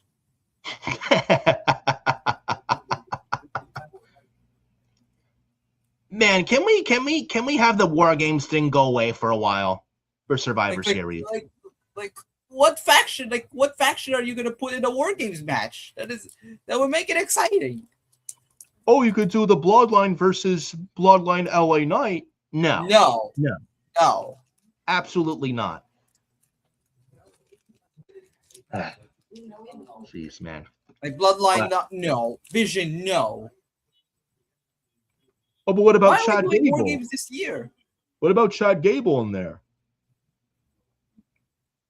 Who is he gonna face in a War Games match? What about if? I wish they would just. You know what I would do for Survivor Series? Something different. Iron Survivor from NXT. Yeah. No reason why they can't do that shit.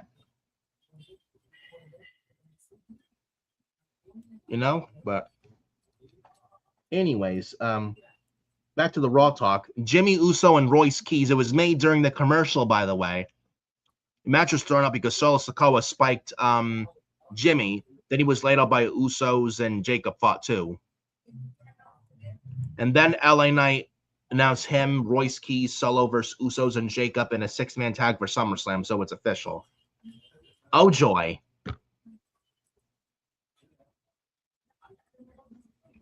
Then we have the gauntlet match. Dominic Mysterio and Joe Hendry opened the 7-man gauntlet, which was the main event match of the show. Joe Hendry's out first with a frog splash from Dominic.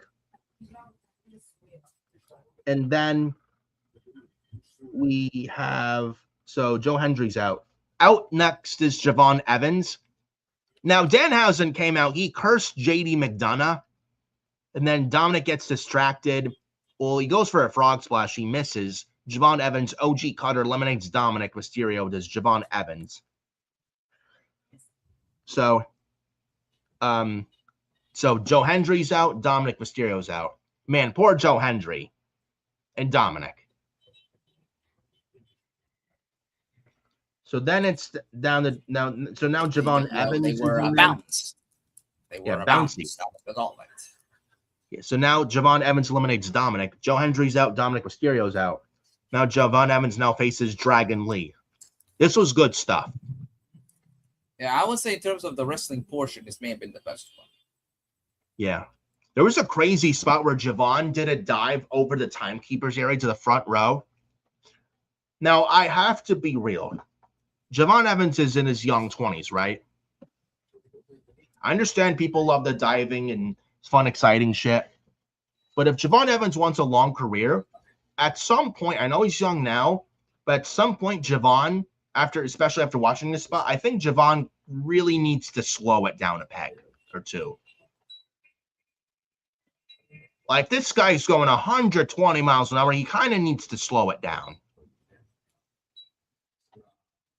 Like, he did a dive to Dragon Lee over the ring bell timekeeper's area, right over the front crowd row behind the commentary desk. Like, this was an insane spot, but I'm sure you could feel the same way that at some point Javon Evans needs to really water down his moveset. Or else one of these days he's going to kill himself or paralyze himself up there.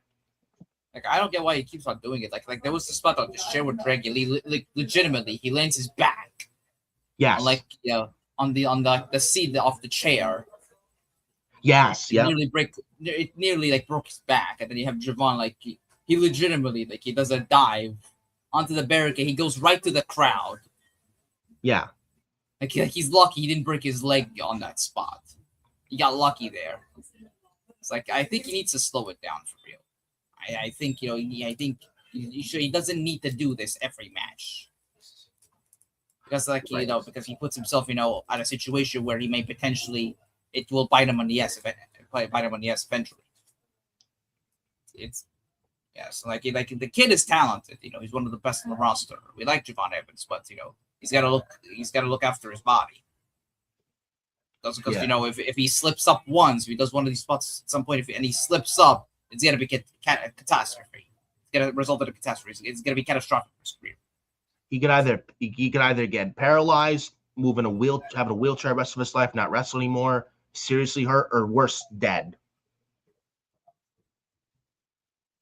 You don't need something like that. Yeah. So I think he's smart in his approach. I think he understands. I think he said it recently too. I think he understands it. I think he understands. I think he will, adapt. He's a very adaptable guy. So, I'll give him that. He will adapt soon. I think he said it in an interview. He's not gonna do this forever.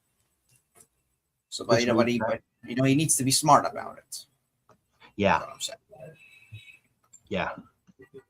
But Dragon Lee's eliminated by Javon Evans next. It was like a cradle pen on Dragon Lee. Javon eliminates him. So now Javon Evans pulls up Dragon Lee, shakes his hand. Then Rusev. Yes, happy Rusev Day, by the way. I'm wearing the Rusev Day t-shirt I've had for 8 years. It's Rusev Day. So Rusev comes out after Dragon Lee's eliminated. But Rusev comes out. He blindsides Evans into Dragon Lee from behind, sending Dragon Lee out to the ring. Let me go to commercial break. There was some spots here. Rusev had the Acolyte on like a couple different times. Javon was fighting like hell. And then Javon was going for the OG Cutter. Rusev counters into Bulgarian Brute. And then Javon Evans eventually fades, and then Rusev eliminates Evans. And he wouldn't let go either. So Javon Evans was out. So Joe Hendry's out, Dominic Mysterio's out, Dragon Lee's out, Javon Evans out. So it's not down to Rusev, Chad Gable, and Ethan Page. May I say that MVP of this gauntlet was Javon Evans? Yeah. He was the MVP of this gauntlet match for me. I'm sorry? He was the MVP of the gauntlet match. Absolutely. Absolutely. So then Rusev eliminates Javon. Still has the accolade, but Chad Gable comes out. Now it's down to Rusev and Chad Gable. Right? And Rusev and Chad Gable eliminates Rusev off of not like a cradle, but like a cradle where like you fall, like push the leg strength, like you hold the guy's like sitting on the guy and you hold the legs for a cradle pin. How Gable eliminated Rusev. So Gable eliminates Rusev. Rusev then afterwards, a sore loser, attacks Gable afterwards, puts Gable in the accolade. Gable doesn't tap it, he's passing out. Then Ethan Page comes out, so Rusev puts Gable in the accolade to allow Ethan Page to pick up the scraps, but Ethan Page, it's down to Ethan Page and Chad Gable. After the damage done by Rusev, Ethan Page tries to capitalize, but Chad Gable kicks out. Then in the end, Chad Gable has Ethan Page in the ankle lock, and Ethan Page eventually taps out. And Chad Gable wins the gauntlet and will wrestle Penta at SummerSlam for the Intercontinental title. 100% right move. It was Chad Gable won the gauntlet, or this was a fucking bust by Triple H, or pretty much people going for his fucking head. This was the right call, having Gable win the gauntlet. No other person winning this would have made any sense. Chad Gable was the only right winner here. Thoughts? He was the right winner. It had to be him. Like if it was anyone else winning, it would have been the wrong move. Like Joe Hendry winning would have made no sense. And there's no story with him in Penta. Javon Evans, Penta, been there, done that. Dragon Lee, been there, done that. Ethan Page, been there, done that. Rusev, been there, done that. Dominic, been there, done that. Chad Gable was the only right option. And they went with the right move. I'm glad they did. And Chad Gable and Penta, you know, the second Raw on Netflix, the Penta's debut, his debut opponent was Chad Gable. A year and a half in the making, bro. Year and a half in the making. Chad Gable apologizing to the Luchas like Penta. Now we're getting Penta and Gable for the IC title at SummerSlam in Minneapolis, where Chad Gable's from. This has to end one way and one way only. Chad Gable becomes the new Intercontinental Champion. This is a fucking slam dunk for Paul Levesque. This is a fucking slam dunk for Triple H. If he has Penta retain and have Chad Gable not win the IC title at SummerSlam, then I think we got a huge problem in creative. Chad Gable must win the Intercontinental title at SummerSlam. No ands, no buts, no ifs. Thoughts? He has to win the IC title at SummerSlam. It's in his hometown, and he's red hot right now, coming out of the El Grande Americano. Yes. Storyline and playing the character. Yes. He needs to have his big moment. He should have won the IC title already. Should have won it in WrestleMania 40. Yeah, from Gunther, but we got Sami Zayn. As great of a moment that was for WrestleMania 40 in Philly night one, that really should have been Chad Gable. Yeah. And then they turned Gable heel in the summer of 2 years ago. It was feud with Sammy. And then Gable with the El Grande Americano and stuff. Like you said, he's red hot coming out of the Americano stuff with Kaiser, with Gable unmasking. He's red hot right now. You strike while the iron is hot. It's in his hometown. You cannot get better than that. Like, this is it. You have to crown Gable. Penta's done good with that IC title. He'll be fine. But it's Chad Gable's time. It's his time. And he's never won singles gold. And it's about time we get singles gold around the waist of Chad Gable. And he looks incredible shape-wise, too. Like he's jacked to the gills. Oh, well, Chad Gable is too small. He's a ripoff of Kurt Angle. I guarantee you hear the excuses, the naysayers. Oh, Chad Gable is a vanilla midget. Why would you give him the IC title? He's too fucking small. He can't talk. He's a ripoff mini Kurt Angle. All these excuses I hear, bro. It's now or never for Chad Gable. You either crown him at SummerSlam or we have to question the creative. Chad Gable has to win at SummerSlam. There's no questions asked about it. They got the right winner here with the gauntlet winner. Now they have to stick the landing at SummerSlam. What do you like? What are you saying? Stick the landing? Yeah, they better. And there's a history and story with Chad Gable and Penta. Like I mentioned, the second Raw on Netflix, Penta's WWE debut on Raw. Debut opponent was Chad Gable. They were supposed to wrestle even last year at SummerSlam, I think, in New Jersey at MetLife, had Chad Gable not got hurt. Yeah. So now they're wrestling at this year's SummerSlam, where they were supposed to wrestle at last year's SummerSlam. So, what are your thoughts on this whole thing? I thought the gauntlet was good. Yeah. They made something good out of it. They made a good story out of it. You know, Giovanni, he was the MVP. Going through Dom, facing Dragon Lee. Yeah. And he almost overcame Rusev. But it was too much for him. And then you have Chad Gable, the Cinderella story with Chad Gable. On this redemption storyline. It's been an amazing storyline that they've made. Overcoming Rusev. He overcame Ethan Page. Even after he was attacked by Rusev. Still managed to overcome the odds. It's been building for years now with him, heel turn with Sam. He should have been the IC champion, obviously, 2 years ago. This El Grande Americano gimmick, basically saved his career. Yeah. And you mentioned Gable 2 years ago should have won the IC title in 2024.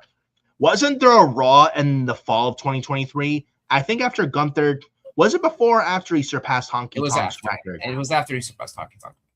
Wasn't I don't know if it was like a clock ticking, like beat the clock, where Gable survived Gunther and beat him, but he didn't actually beat him. He beat him without actually beating him, if that makes sense. Or he won by count out, or he just won with the time running out, I think. Beat Gunther without actually beating him. Yeah. And that Gable got a big pop for that. Like, he didn't pin or submit Gunther, but he beat him without actually beating him, if that makes sense. And that crowd went crazy for Chad Gable. I'd even say 3 years ago, Gable should have won the IC title. Like, this is now or never for Chad. He deserves some singles gold. But we shall see. And then, yeah, the Americano stuff with Kaiser. So we'll see what happens with Chad Gable. I will say this. If Chad Gable wins the IC title at SummerSlam, do we see Bronson Reed come back with the Vision, take the title of Chad Gable? Hopefully. I mean, what does it take to come from a torn bicep? 6 months? 7 months? Probably, at least. He should be back. I think he should be back like after SummerSlam, I think. Yeah. He should. He's another guy, Bronson Reed, who deserves some singles gold. He's another guy. So, we'll see. Another thing I want to talk about, there was this vignette. This big, tall man said August 3rd, that's the day after SummerSlam, that's on Raw. This tall man, and I saw little clips of How You Doing of Enzo and Cass. This tall man. I think it can mean one thing. Big Cass is coming back. And if you look at the AEW roster page as well, speaking of whom, Big Bill is no longer on the AEW roster page. So Enzo and Cass are coming back home to WWE the Raw after SummerSlam. Oh, but it was just Big Cass in there, tall man and Cass. Don't worry, Enzo will come with him. I think Enzo is wrapping up his indie date soon. He's said to be rumored to come back to WWE soon as well. I think he wrestles tomorrow in Poughkeepsie ACW show, Independence Day. I think he wrestles there, and that's his last match as well. So don't worry, it's not just Cass coming. It's Enzo and Cass, which will be a good thing for the tag division. They need tag teams. So what are your thoughts on this vignette? I thought it was well made. It was well shot. It clearly looked like a Big Cass in the 7 foot tall. And you can't teach that. And just based on his hair, his long hair, and his height, it clearly looked like him. I mean, he's 7 foot tall, and you can't teach that. Yeah. But I mean, can we just be real? Tony Khan dropped the ball on Big Cass, Big Bill.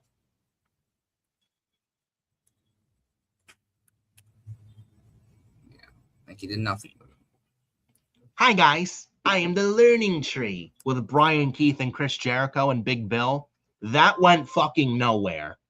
That was so bad. God awful.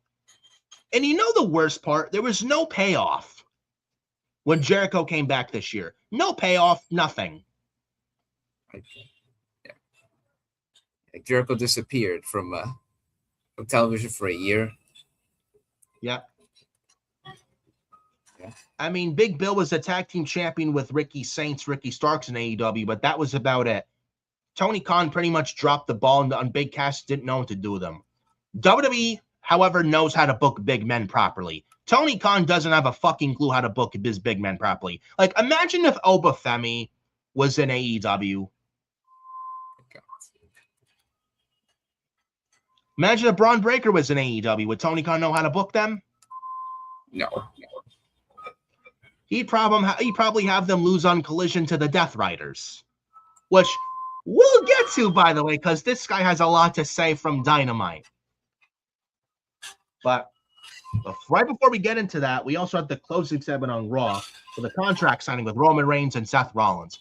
Can I just say this segment was much better than the Reigns and Rollins? Well, Reigns wasn't there in Chicago. Much better than the Rollins Chicago promo the week prior. They didn't mention, hey, brother, want to have a match, brother? They didn't do that. Roman Reigns brought up Seth Rollins not being the number one guy. And then it led to Seth Rollins curb stomping Roman in the ring. No table broken, by the way. No, we didn't get a table broken. We need that. No, where's my table broken in the contract signing? You always get that. Where is that? You didn't need that here. Yeah. But that was the closing segment. Very focused Raw was the show this past Monday. But we then go into Dynamite this past Wednesday. Yep.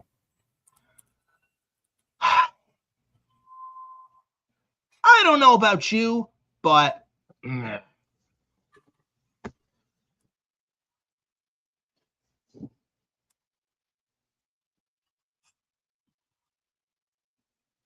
just left. She just left. What a god-awful show. Terrible show. Like, what did we have on this show, bro? The Death Riders versus Cope and Cage for the World Tag Team titles. I know you got a lot to say on that. I'm actually going to leave the floor on you for that one. As he holds his head in disgust. They had Edge and Christian. A Hall of Fame tag team. One of the greatest tag teams that this industry has ever seen. You have Edge and Christian defend the AEW World Tag Team Championships that they beat FTR for in a great I Quit match at Double or Nothing. Their first title defense since Forbidden Door, where they defeated Clark Connors and David Finn. And the next time that they defend their AEW Tag Team titles was last Wednesday on Dynamite. You have Edge and Christian defend their tag team titles against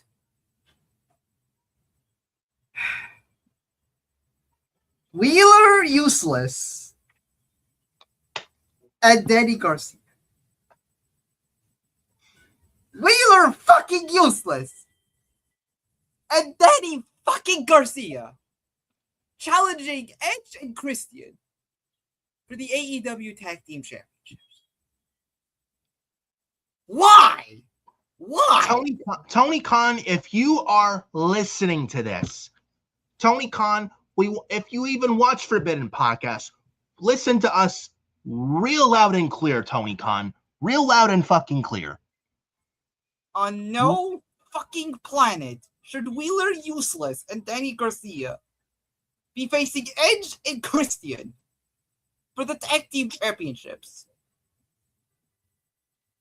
On no fucking planet should Edge and Christian be having a match against two bums. No charisma, no personality, no credibility. In a match where they have to defend their tag team titles, on no planet should they be booked to carry two bums in Wheeler Useless and Danny Garcia in a match that nobody demanded for. And the other thing, when was the last time that Garcia and Useless won a match?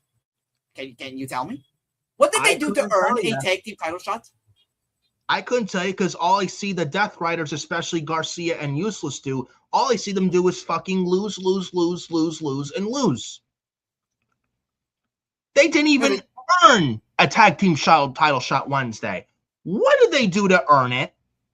They did fuck all to earn it. It's pretty much this match was like an open challenge without it being labeled an open challenge.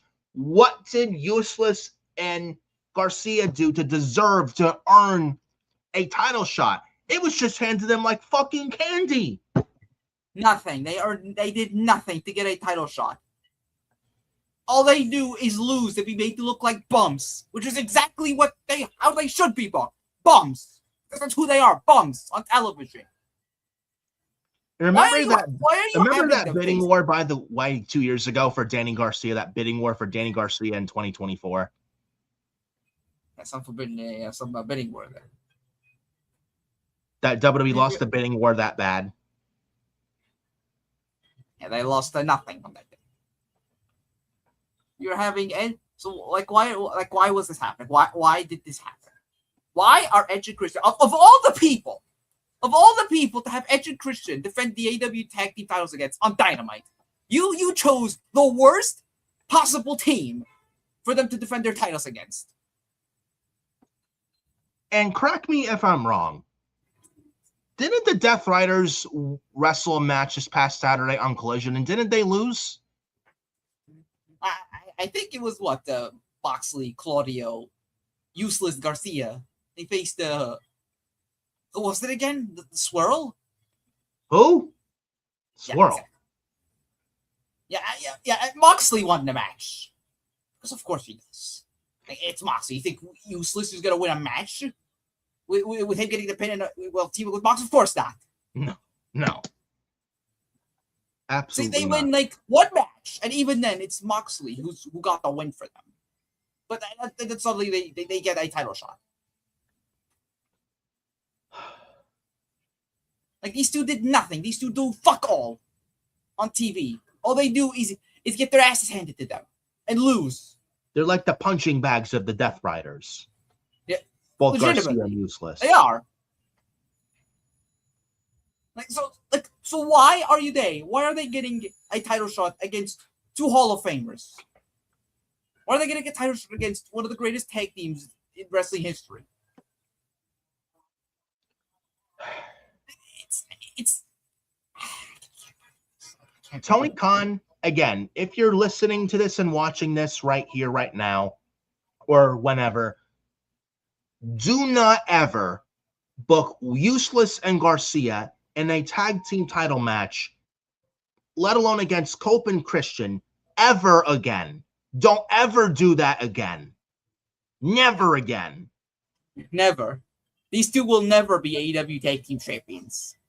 They will never be AEW World Champions. They are not going to win an international title.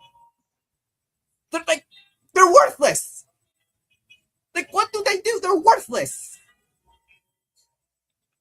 Oh, but Wheeler Yuta got a tryout with WWE 5 years ago and they didn't sign him. You see why. You see why. He's useless. He's a bum. There's a reason he and Garcia are the punching bags of the Death Riders. There's a reason why they're the pin eaters. Yeah. You think Moxley's gonna be a pin eater? No. Is Claudio gonna be a pin eater? No. Nor should they be. Is Ospreay gonna be a pin eater? Is Pac gonna be a pin eater? No.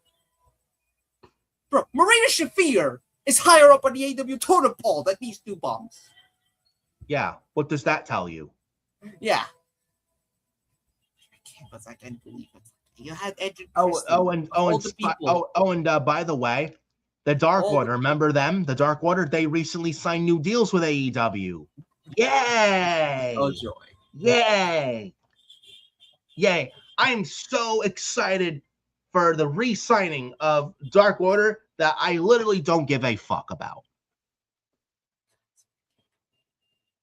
But of all the people to have Edge and Christian defend their titles against, of all the people, why did it have to be them? Why did it have to be Wheeler Useless? It couldn't be anybody else. You can't have the Rascals face Edge and Christian. You can't have, or if it was gonna be the Death Riders, you couldn't have done Claudio and Pac against Edge and Christian on Dynamite. You couldn't book Ospreay and Pac, Ospreay Claudio against Edge and Christian. You couldn't book, I don't know what other teams. Maybe Top Flight, somebody. Yeah, Top Flight. Somebody. Anybody. Okada and Fletcher. Oh, what about Bishop Khan and Toa Leone? No. You can't book Okada and Fletcher or Jake Doyle, Mark Davis against Edge and Christian. Any team, anybody, anyone but Wheeler Useless and Danny Garcia. Oh, but the Rascals are probably in Ring of Honor. Huh? Ring of Honor? They're on Collision. Yeah. You can't book them to face Edge and Christian. At least it would have been something. It would have been a fresh match. and good one. Yeah, but no. No, let's book Wheeler Useless and Danny Garcia to face Edge Christian. Why? What did you think happened? Did they win the AEW Tag Team titles? Oh, of course not. Of course not. They take the loss like they always do, both Useless and Garcia. Yeah, I think Edge won with a spear. Yeah, and 1, 2, 3 as it should be. Why with this match? Why? Waste of fucking time that you cannot ever get back.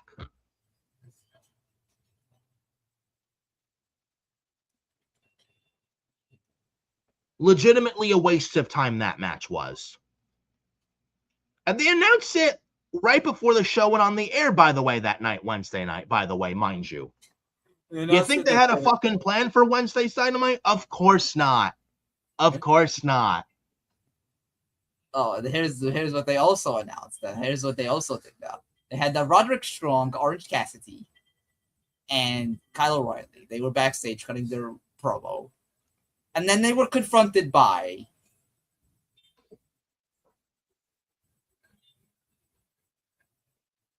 the not-so-demand Ricochet, Bishop Khan, and Toa Leone. And now I'm hearing they want to try and recruit the Swirl, Blake Christian, Jay Lethal. Do I laugh or do I cry? This was already bad enough.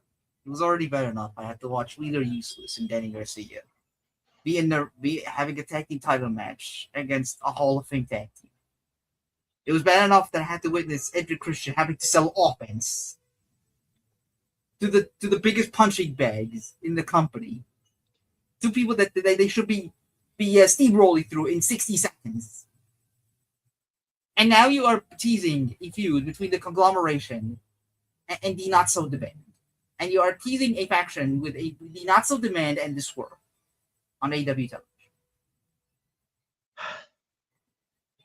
Yeah. How do we make an already bad faction even worse? Yeah, let's combine the two worthless factions and make them into one. Let's scroll through two bum groups and make them into one gigantic bum group. So Ricochet, Bishop Khan, Toa Leone, Jay Lethal, Blake Christian, and Lee Johnson. Oh my god. Name me a worse group than that. They make the Don Callis family look like the Shield by comparison. Yeah.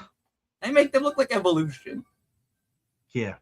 Speaking of the Don Callis family, Andrade took on Jake Doyle. Andrade won. And now it's Andrade versus Mark Davis announced for the AEW National Championship at AEW Redemption. How you know? Yeah. Might I say, Andrade's the one bright spot on this AEW product and on this show. And my goodness, Andrade away from the Don Callis family was the best thing to ever happen to him. He's actually getting himself over now with this how you know thing is Andrade. I'm liking what he's doing. He's doing really good work.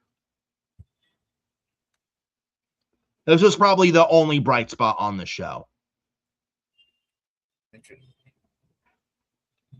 And now Andrade's getting Mark Davis at Redemption for the National Championship.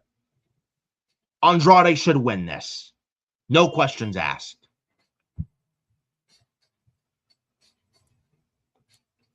But yeah, as they should. As he should. Yeah.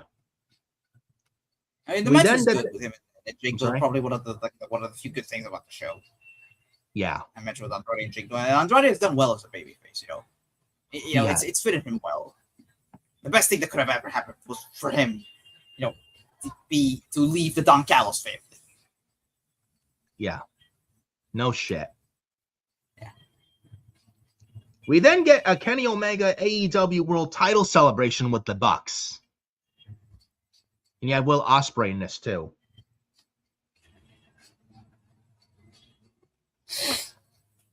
Thoughts? They're having the Don Callis family now. Interrupted.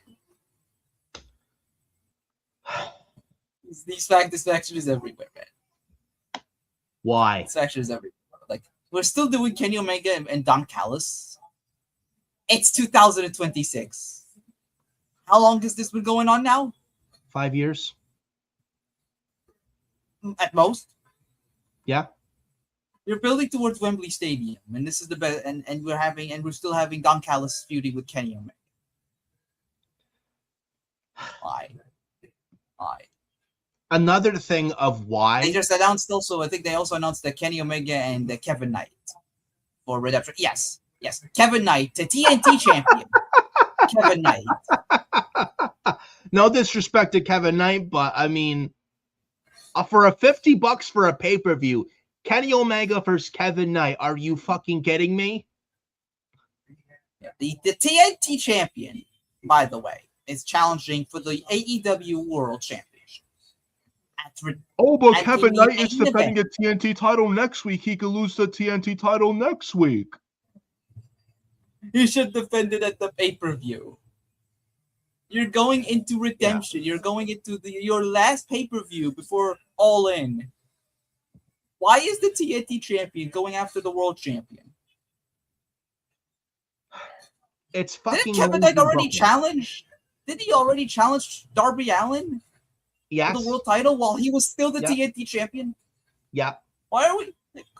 You're not doing this guy any favors. Like, the match will be great. He will look good. I'm sure Kenny will make him look like a star over there. But it's like, you're not doing the man any favors. The man already has a title. He should defend it. Yeah. Like, you already did this with him. You already was champion when Darby was the world champion. You had Kevin Knight lose to Darby while the TNT champion. And you're doing it again, but this time he's going to lose to Kenny. Like, you're not doing the man any favors. None.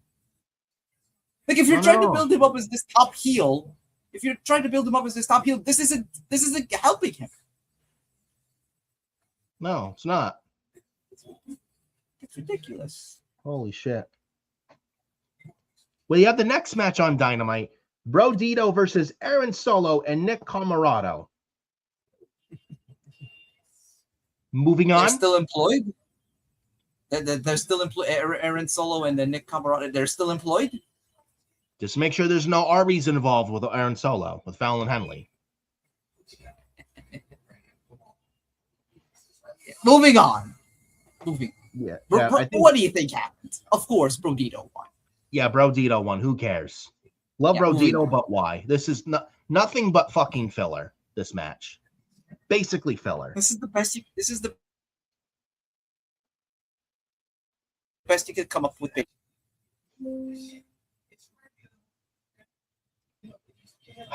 Although I think they did a backstage segment, I believe, with Kyle Fletcher and Bandito. Yes. That could be the next feud for the international title. Yeah. At least that should be good. Yeah. Speaking, though, of the international title, we did get an international title match with Kyle Fletcher defending against Commander. The same Commander who has not appeared on AEW television in like months. What has Commander done to earn an international title shot? Better yet. Nothing. I guess Tony he went to weeks without his Lucha favorites. He probably woke up. Tony Khan probably woke up out of bed one morning, and he probably was thinking through his mind while he was stretching. Oh, I got Commander. Commander's on my AEW roster. Oh, I got to use them on Dynamite this week. Hey, Will Washington, what do you think of Commander on AEW Dynamite this week? Yes, Tony, let's do it. What do you think? I'm thinking Kyle Fletcher and Commander on Dynamite for the international title. What do you think of that, Will Washington? Oh, that's a great idea, Tony. Let's book it. Yeah. I no hate towards Commander. I mean, I'm sure he's a decent guy. Like, what has he done to earn the title shot? When was the last time we saw him on AEW television? Like, legitimately. When was the last time? we saw him on AEW TV. It beats me, bro. It really does. Well, I mean, why is Commander getting a title shot out of the blue against Kyle Fletcher? Again, Like, what you're did it make- treating this like an open challenge without it even being an open challenge. This is fucking utter lazy booking. Lazy. What is with these wrestling companies, WWE and AEW, being lazy? Like, are they this uncreative? Holy shit. Like, Commander's out for months. Hasn't been on TV for months. And now he's back and he's in a title shot? Why? For what reason? And what do you think happened? Did Commander win the international title? Of course not. Nor should he have won. Kyle Fletcher wins with the brain buster. Yeah, brain buster, and that was it. Why even? Thank God they're moving. Thank God they are moving on immediately to Fletcher and Bandito. Yeah, good. Yeah, but why this match with Commander and Kyle Fletcher? Like, yeah, like it's the same thing I said. The same thing I said with Wheeler Useless and Danny Garcia getting a tag team title shot. What did Commander do to get a international title shot? When was the last time Commander even won a match? This man hasn't won a match on AEW television in many months. He hasn't appeared on AEW television in many months. And here he is, like out of the blue, he gets a title shot. Like, why? Like, make it make sense. Yeah. We then get on the show Darby Allin versus Brian Cage.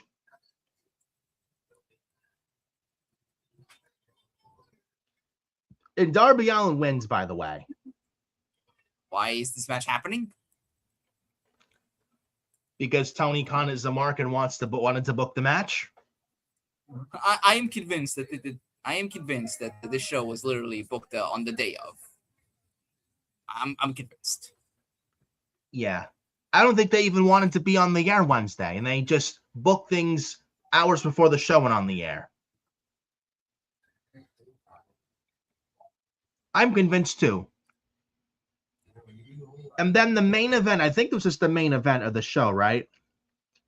It was, what was it? Oh, here we go. The main event, now it's going 10 o'clock, a little past 10. We get the main event, 6-woman tag, Mercedes Moné and Megan Bayne and Lena Cross of Divine Dominion versus Willow Nightingale, Maya World, and Hyon. 6-woman tag. And Moné, Bayne, and Cross win. So I think Willow Nightingale was pinned, or Mercedes pinned Willow. I believe that's what happened. Yeah, but Mercedes Moné team wins. Thoughts? Again, this is the other thing. Like, Mercedes Moné is challenging for the women's championship at Wembley Stadium. You have Willow Nightingale is challenging for championship at Redemption. And you got Megan Bayne and Lena Cross as your tag team champions. Why are you putting them in a situation where they cannot afford a loss? I mean, the match was fine. I mean, the ladies do deserve the main event. And it's good to see Maya World getting featured weekly after that Owen final match. Yeah. Had a very good match with Mercedes in the Owen Cup. Yeah, but it's like, why was this? Like, why are you putting your top stars in a situation? Why are you putting, like, specifically Mercedes, Willow, Bayne, Cross? Why are you putting them in a situation where they cannot afford to lose? Like, this is a match, like, legitimately where nobody can afford to lose. And this is like, this is how you book it. That's what you do. I think the match was good. Don't get me wrong, but right, but honestly, I don't think it should have been booked in the first place. Honestly, it was like a book yourself into a corner match. Like, neither one could lose. I mean, Mercedes can't lose. Megan Bain and Lena Cross can't lose. And then Willow Nightingale can't lose. She's challenging Tekla for the women's title at Redemption, right? Yeah. So, like, you book yourself into a corner at that point. So why even have the match? Ridiculous. I don't get that. Wednesday Dynamite 2 nights ago was a terrible, terrible show. And I don't even want to think about the Collision card Saturday.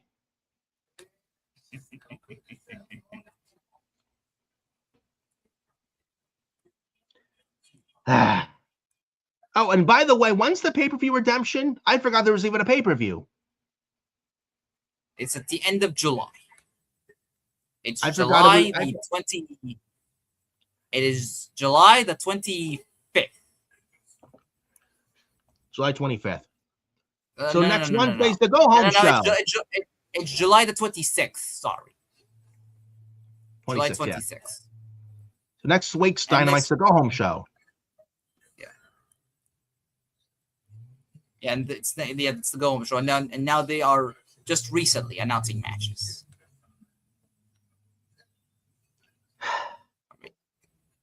Terrible. Yeah, Wednesday was a god-awful show for Dynamite. Terrible. But we do have some AEW news on Keith Lee. It looks to be retired from pro wrestling. He's not been seen in 3 years, by the way. And also, I feel bad for him. He recently divorced with Mia Yim. She confirmed it on her TikTok that they're no longer married. Can I just say Keith Lee can't catch a break? I mean, I hope he's health-wise okay. It's like he just disappeared off the face of the earth, and I just hope he's all right. I mean, from a guy who went from battling Roman Reigns and Brock Lesnar in late 2019 going into 2020 and beating Adam Cole to beat NXT North American Champion, NXT World Champion, then beating Randy Orton clean on Raw in his Raw main roster debut in the late summer of 2020. And then he was Bearcat Keith Lee the next year, 2021. Then he gets released in late 2021. Comes to AEW early 2022. He does really well at first, and then the tag team with Swerve and all. And now he's just disappeared off the face of the earth like 3 years. He hasn't been seen on AEW TV or wrestling TV in general in 3 years. Like, I hope the man's okay. I don't know how you feel, but I feel so terrible for him. I feel really bad for Keith Lee. This man just can't catch a break. The man is so unlucky. He's so unlucky from the health issues, from almost dying because of COVID. Because COVID, I think, he got COVID, and it almost killed him. Yeah, that was when he was in WWE on the main roster. He got tested positive for COVID. He almost died from it.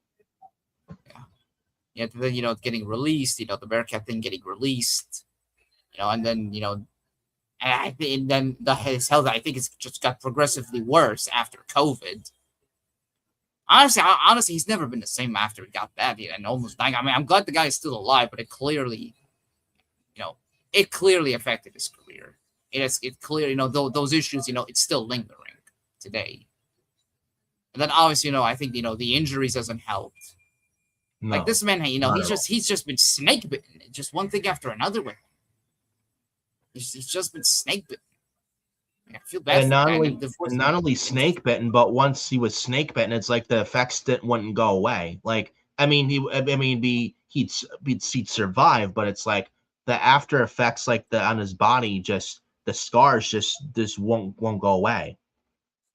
Like once it's there for life. It's just terrible. I feel sad for him, and then divorcing with him and Meech divorcing. I mean, I hope they're doing well. It's sad. I hope they're doing well. I don't think he did anything wrong. I feel really terrible for him. He did nothing wrong. I'm sure he's a nice guy in real life. I just feel really bad for him. Maybe, I don't know if it's like the injuries and the health issues maybe caught up, and maybe Meechin couldn't do it anymore. I don't know. But I feel terrible for him. I feel really terrible for him. I'd be lying if I didn't say that. I just hope health-wise the man's okay. Because, like I said, it just feels like he disappeared off the face of the earth 3 years ago, and he hasn't been seen or used since. I mean, I don't know what's going through that man's mind. Does he even want to be there in AEW? And according, I think Meltzer even said Keith Lee's pretty much done with wrestling completely. I feel really bad for Keith Lee. Like, I'm gonna take this with a grain of salt because we need Keith Lee's side. I think he needs to be the one that explains his side of the story and make the announcement himself. Yes, I agree. 1,000%. Yeah, but and just in case it's true, I feel sad for him. Because at one point, he was, obviously he was on the independent scene and he was in NXT. He was double champion. He got to share the ring with Brock Lesnar at the Royal Rumble. Reigns. Yeah, he had the fist bump with Roman Reigns at Survivor Series. Yeah. It looked like, the sky was the limit for him. And, it's just, I don't know what happened there, but, he just can't catch a break. It's been bad luck for him. He just had some of the worst luck, of any wrestler could have. I feel bad for him. It's sad. Just thinking about it. It's just sad. I feel sorry. But I mean, but honestly, above anything else, I just hope that he's healthy. He's healthy and he's doing well. If he ever still wants to wrestle, do you think maybe a factor, maybe he's not happy? Maybe he doesn't want to, he's not frustrated with his spot in AEW? I can't tell for the man. I can't explain for the man himself because he hasn't said anything. Maybe some point he will explain everything. But seeing that he hasn't been on television in 3 years, I bet there's some frustration there. Yeah, with him. I'm sure he's frustrated at the fact that he's not being used. And the fact I don't know if it's his health, which is why Tony he's reluctant to use him. Maybe it's a factor. Maybe. Maybe Tony doesn't want to use him. Maybe he doesn't want to take the risk. But it's been 3 years now. But but at the same time, it's been 3 years. Why is he not being used? Is it something else also? Yeah, at some point you got a question. Yeah. So, I don't know what's going on there. But at the end of the day, above any match, I just hope the man is doing well. I just hope that he has a healthy life. Yeah. Just unfortunate, of how things went with his in-ring career. I hope he can still manage to come back to the ring. It would suck. It sucks to see talent, having their careers taken from them and not end it on their own terms. So I hope he can manage to get cleared. Yeah. It's just unfortunate that, he's been snickering. Unfortunately, maybe there's some frustration. I don't know if Keith Lee really wants to be there. Does he want to work? Does he still want to wrestle? We don't know. But that's another topic for another story. But it's maybe there's frustration. Maybe Keith Lee doesn't want to be there. And if he doesn't want to be there, I don't know why Tony is just not letting him go. I don't know. Again, like you said, you bring up the very good point. We got to hear the story from Keith Lee's side. Maybe show up on Chris Van Vliet or Ariel Helwani and explain his side of the story. Something along those lines. But at the end of the day, I just hope the man's okay, and I hope that man is healthy and happy. We don't know the man's health issues. We don't know what he's dealing with. But but at some point, you gotta kind of start to have to get concerned. Because again, when was this last seen? Late 2023? He hasn't been seen since then. We're going around now in the summer of 2023. It's been 3 years since he's been absent. And at some point, you got to really worry and concern. It's is this guy really okay? Yeah. I feel terrible for him. It's just going on a downward spiral, hitting rock bottom, pretty much. I feel terrible for this man. I just hope he's able to bounce back, and if he still wants to wrestle and he's okay and healthy, hopefully he can bounce back from this, man. Because I just, how do you not feel terrible for this man? And I feel awful for him, what he's had to go through and where he was at the height of his popularity, and then where he's at now. It's just sad to watch. It's truly sad to watch. So, and it's like, and then I'm not pointing fingers at him or Mia Yim for the reason is for the divorce, and that's nobody's fucking business, by the way. I don't want to see anyone, oh, fuck Mia Yim, oh, she's a bitch, oh, how could you do this to Keith Lee? Like, first of all, it's none of anybody's business, number one. Okay? So, and it's none of my business. I'm not going to sit here and blame who's the bad one. Like, that's none of my business or anybody else's. So, I'm not even going to point fingers at that. For those of you who want to say, oh, fuck Mia Yim, she's a bitch, shame on her. She left Keith Lee and she's the reason for his decline. Oh, she's evil, shame on her. I'm not going to do that to anyone. And then because you want to know why? Because it doesn't concern me. It only concerns Mia Yim and Keith Lee. That is it. Literally. So, again, I just hope this man's okay. And hopefully nothing really bad happens to him, but we'll see. But any other update on Keith Lee, we will absolutely keep you posted. I do want to bring this up, by the way.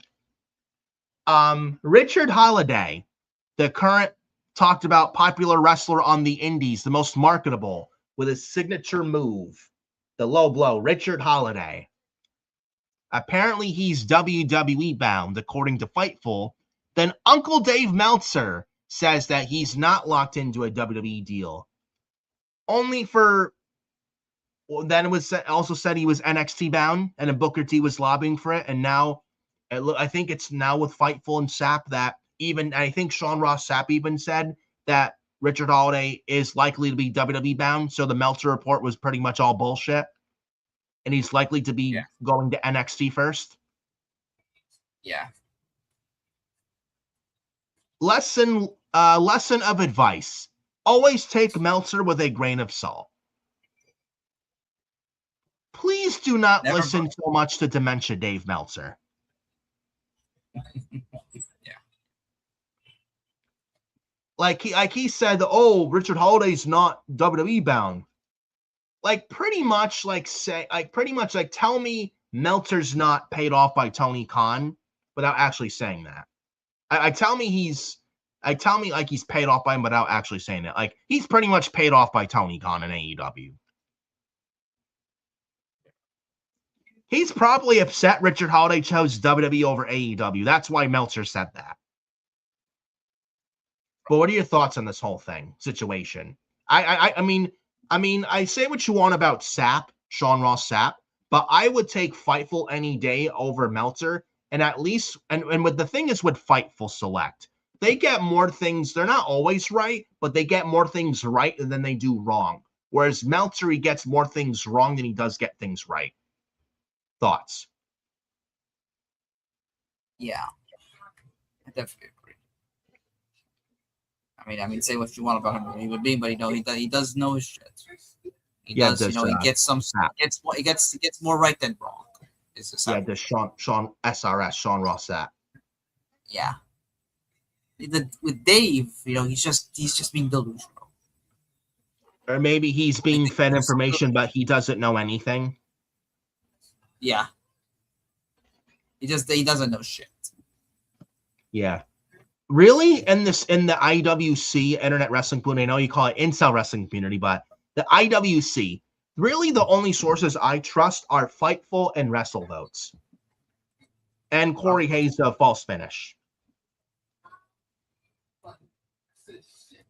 Really, those are the only ones I trust and believe.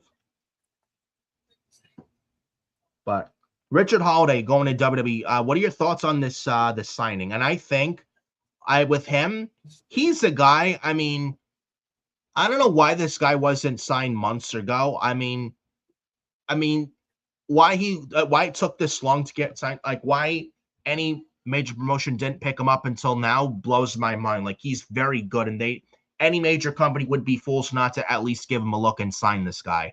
And I think we mentioned here on the podcast several episodes ago, Nikki Blackheart and Richard Holiday were at a recent NXT taping show in attendance, and Nikki Blackheart's now signed. She's under a new name now. I think it's, what's her new name?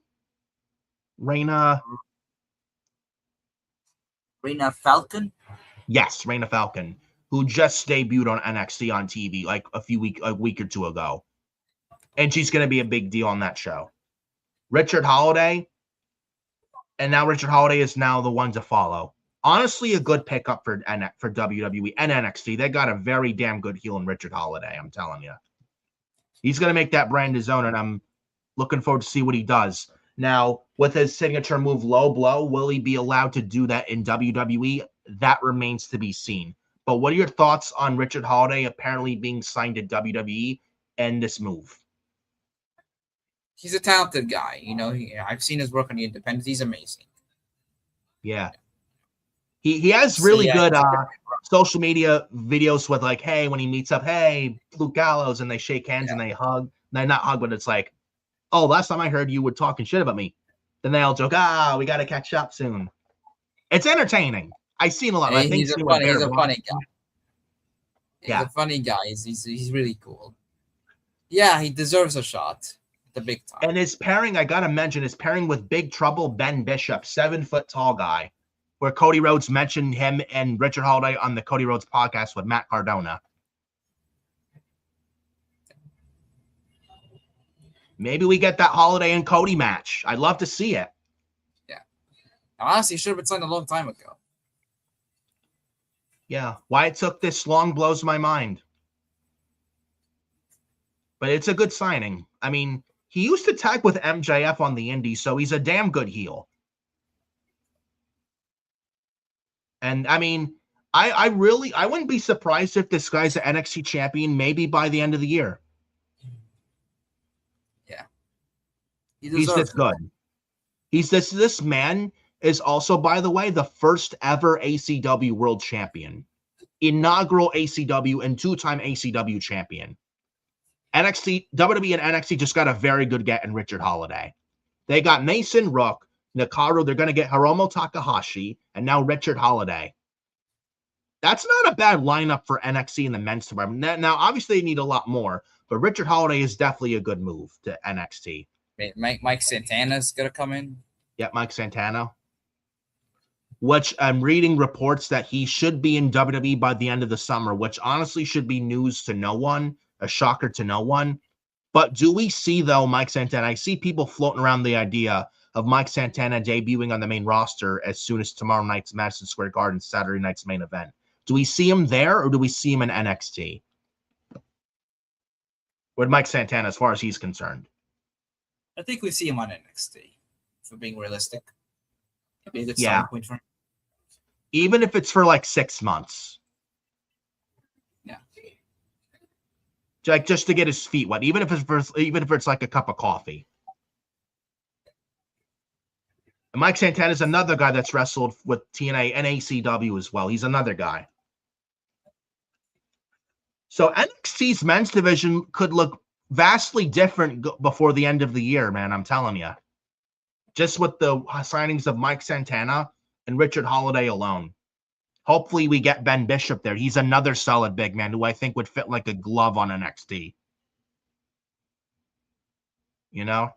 But, like, why it took this long to sign him honestly blows my mind. And by the way, I'm happy he's not going to AEW. Oh, but why do you say that? He would have been a shiny new toy for Tony for 3-4 weeks. Then Tony would get bored of him so quickly. He'd put him away in this used toy chest to collect dust. He'll use him when he wants to and have him sit in the toy chest for like 16 to 24 weeks for only Tony Khan to then remember he's got him at his disposal. And Richard Holiday is worth so much more than that. So I'm actually glad he's going to NXT. I'm sure you feel the same way.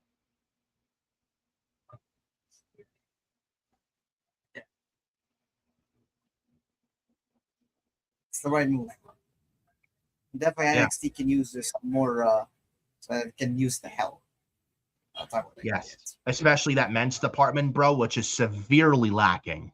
Like, who do they have? Like Tony D, Nakaru, like Mason Rook. That's like Jackson Drake. That's it.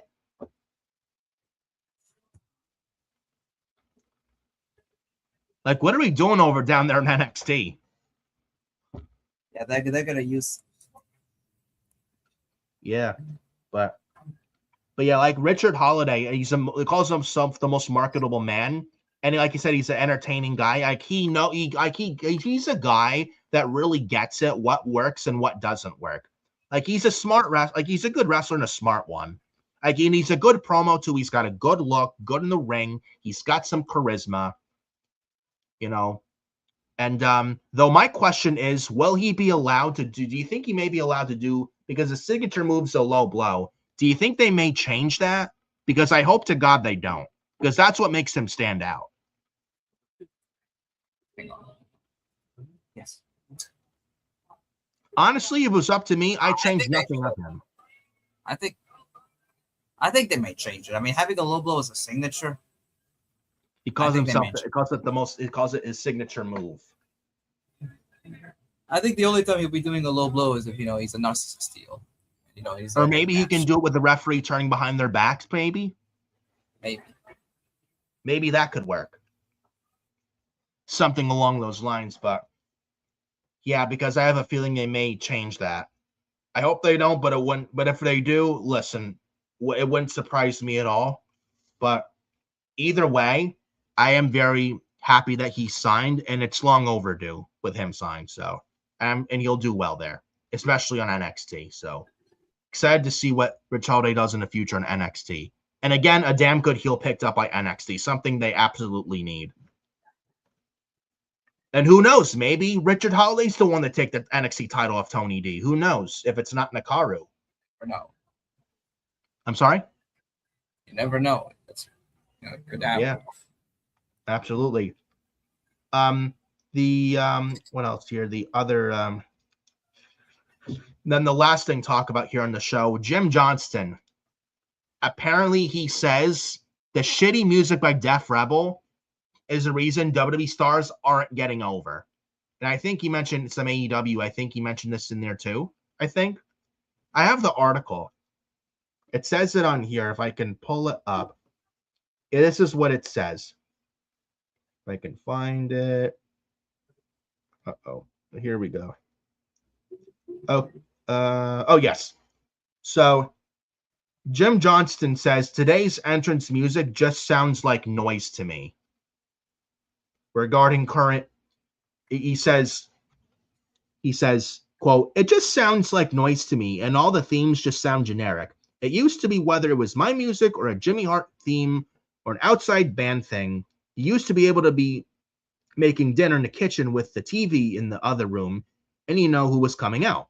You could almost follow the program from the other room.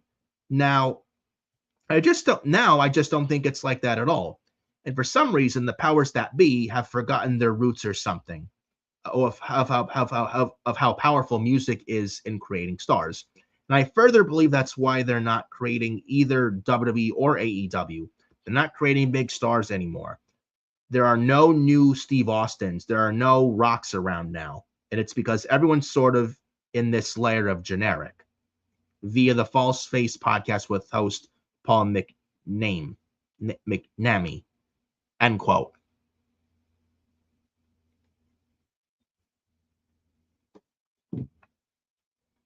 I don't see where he's wrong here.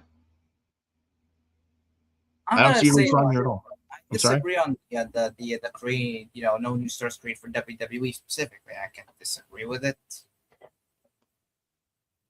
But in terms of the theme music part, he's not wrong. I mean, AEW do have some solid songs. I'm gonna give Mikey Ruckus is a good maker at making the music. Yes. For Def Rebel, I mean, they're the fucking drizzling shits. No shit. They're the fucking drizzling shits. Like, you're changing Sheamus's theme. You're changing Johnny's theme. Johnny Gargano's theme. Chad Gable. Yeah, Chad. Oh, but Chad Gable's current theme is not bad. Gable. What is this? It's a get the fans to clap. Oh, the marks like.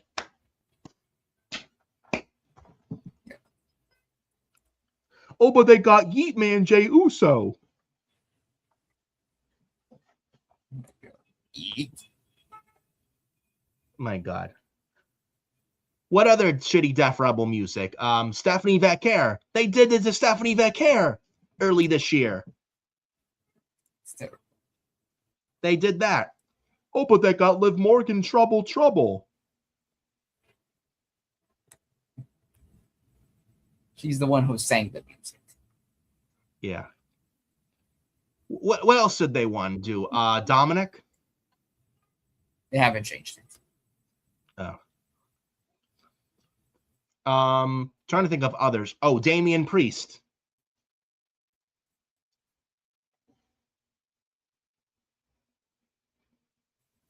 And they gave before he went to his old. What I'm trying to think of others. What else did they have? Oh, Ethan Page. Remember Ethan Page theme song from NXT? Then when he came to Raw, they changed his music. Did you catch that too? Oh, they didn't do this, did they? They did. From Saturday Night's Main Event where he wrestled Penta in late May, where how his music sounded in NXT? Then it sounds a little different on the main roster. I kid you not. They did this in May, bro. In May. Why? As he doesn't show the camera, I can see him disgusted them changing Ethan Page's music. Why? He had a perfect music. If it's not broken, don't fix it. Rusev, they Def Rebelled him when he came back last year. You couldn't have him come back to a CFO theme music. Rusev, Mudria, Rusev, Machka, like it's a recognizable music. Yeah, didn't they do it with Baron Corbin? This is why some talents come up to zero reaction. Ilya Dragunov, Baron Corbin. Like this is why talents don't come up to don't come Matt up Cardona to is another one. Because people don't recognize their music. Matt Cardona. Like if a theme music, like if you want to have a recognizable theme music where those first few seconds of an entrance song and people instantly know who the guy is coming out. Yeah. Look at back when Jim Johnston, The Undertaker, rest in peace, from 2004. You heard that music, you knew exactly who was coming out. Yeah. Batista, though, it wasn't, I think it was What Matter of Jim Johnston and Saliva, the Batista I Walk Alone song. Yes. You knew exactly who it was. John Cena, The Time Is Now. Edge, Metalingus. Randy Orton, Voices. We said here on this very episode, Survivor Series 2023, when Randy Orton came back, Def Rebel wanted to change Orton's theme song, his Voices by Rev Theory theme song. Orton heard the first few seconds, it said, fuck that. How bad does it have to be that Randy Orton, of all people, saying Def Rebel fucking sucks?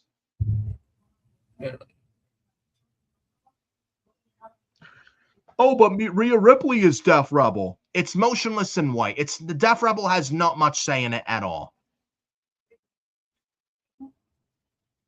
Oh, Jordan Grace. They did it to Jordan Grace last year before she came to the main roster during a time in NXT. Remember they Def Rebel Jordan Grace? Terrible. From her perfect TNA Scott Steiner's ambulance siren theme music. Perfect song for her. And they changed it for no reason. No reason. Charlotte Flair, they Def Rebelled her. When she came back at the end of 2022, they Def Rebelled her. Charlotte Flair. Def Rebelled Alexa Bliss. Nia Jax has a Def Rebel song. Oh, but Tiffany Stratton's isn't bad. It's Tiffy time. It's so unrecognizable. Oh, but you know who it is. It's Tiffy time. It's garbage. Yeah, they have their the first few seconds of their music being somebody's catchphrase. Yeah. Oh, AJ Styles used to be Def Rebel. They don't want none. Then it had some generic beat to it. So fucking bad. Then AJ Styles had enough of it. He had his CFO Money theme song back at the Rumble last year. Do you blame him? No. Kevin Owens is CFO Money. Sami Zayn is CFO Money. Cody Rhodes is Kingdom by Downstate, which is a good band, by the way. The Miz has I Came to Play by Downstate. Imagine if they Def Rebelled The Miz. I mean, I know, say what you want about The Miz. Not a big fan of The Miz, but at least with his music, you know exactly who it is when his music hits. Finn Balor, Catch Your Breath by CFO. You know who it is. CM Punk, Cult of Personality. You know, RVD, Booker T, their theme musics. You knew exactly who they were when they came out. You know, even Kane in his prime, Slow Chemical by Finger 11. You knew exactly who that was when that music hit on the PA system. Yeah. I'd even say Trick Williams. I mean, it's by Def Rebel. It's probably one of the very few good Def Rebel songs is Trick Williams, Whoop That Trick. And I even say Trick had most say in it. Obafemi is one of the few good ones. Probably Javon Evans as well. Penta. Ray Phoenix's current music is not that good also.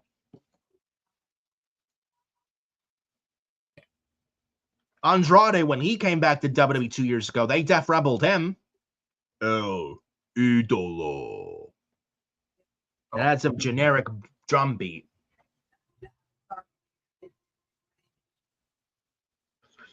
Becky Lynch. Becky Lynch had CFO Money. Then I think she had by Wonder Year. Yeah. Asuka got rid of her Def Rebel song, had her CFO Money music back last year. Did Asuka? As she should. Oh, but Io Sky is Def Rebel. It's actually one of the very few good ones. And even, I don't think it was much input theirs. Even Roman Reigns does it. Even Roman Reigns Def Rebel music when he was the tribal chief and current world champion. I don't think Def Rebel had much of a say in it. If they did, they'd ruin it.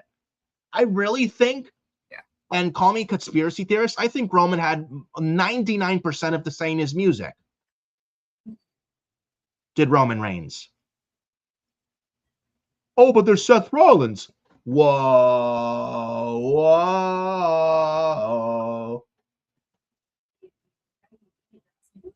Yeah. There's That's LA Knight. I'm sorry? Because it's actually good. Yeah, it's good. LA Knight's not bad either. LA Knights is good. What about Bailey? Role model.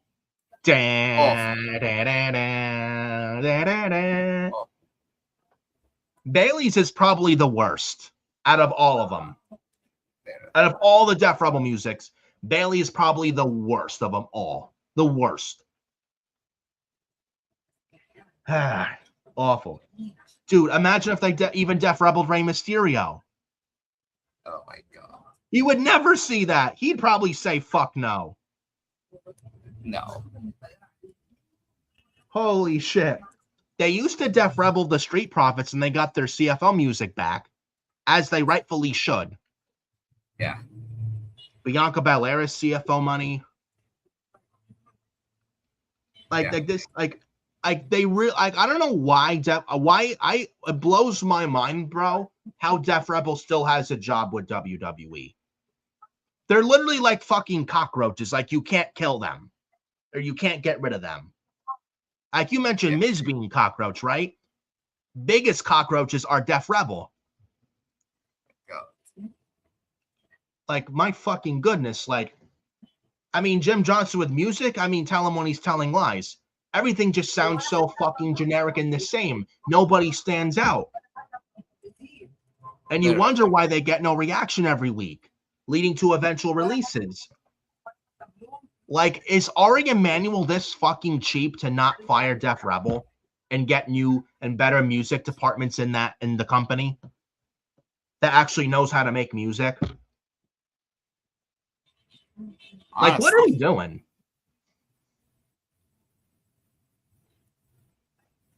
But what are your thoughts on this whole thing? Honestly, I think they need the better music. I think they need the new competitors, new music artists, to make their music for them. Like, are there any really music departments out there that know what they're doing, know how to make wrestling music, like CFO? Yeah. I don't know what's out there with that, but there's got to be somebody like CFO. I mean, I don't know. Like, did CFO, the reason they left 6 years ago was because the band broke up, or probably I think it was a money thing. A money thing, and the band eventually broke up. I don't know what the guys in the band from the band are doing now. I'm hoping they can at some point get back together, because this Def Rebel music is fucking garbage in every sense of the word. Yeah. Like you mentioned, Sheamus, he just had brought back Written in My Face by Jim Johnston. And then Def Rebel said, no, we're not doing that. Like, how unrecognizable was Sheamus's music when Def Rebel him? Very. What? Yeah, he was very unrecognizable. Another unrecognizable theme. Thank God for the New Day. Oh my God! No wonder they were getting zero reactions. Yeah, that like dead on arrival. Literally dead on fucking arrival. I don't know, man. I mean, the music department in WWE desperately needs to change. Will it change anytime soon? Probably not. I doubt it. I'd be shocked. I doubt. But anyways, and then real quick thing. What are your thoughts on this new club WWE, by the way? Whatever. Yeah, it's like a big scam, like $99 a year. It's $99. Like it's so low. Probably the luckiest people by it. It's like fucking like highway robbery. Yeah. But anyway, I don't know if I would go low. It's like $99. Just that. It's like, I mean, it's more high. It's less than tickets that you would buy. Yeah. Why can't we make tickets for $99 in the front rows? Yeah. Why are we charging thousands of bucks for a front row? Yeah. Speaking of tickets, according to the Observer, now take them with a grain of salt, but apparently WWE has just under 9,500 tickets sold for Saturday night's main event at MSG tomorrow.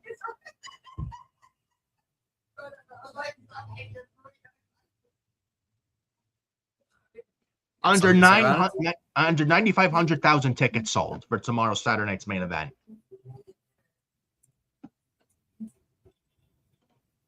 So they're closer to selling out? I have no idea, but that's pretty. I mean, 900 tickets? What's the capacity for MSG? 20,000? And they're under 9,500. That's not good. So there's 9,500. Yeah. Yeah, I think TKO. I think they're gonna need to lower those prices. Like for MSG, I think they'll get 10,000. Like for MSG, like that's low. That's low for MSG for real. Now, do you think Triple H is probably in the hot seat with these ticket prices? I mean, I know Triple H just signed for a couple years, but it's like, do you think Triple H is in the hot seat, or do you think they lower the prices eventually? Because at some point they can't ignore this forever.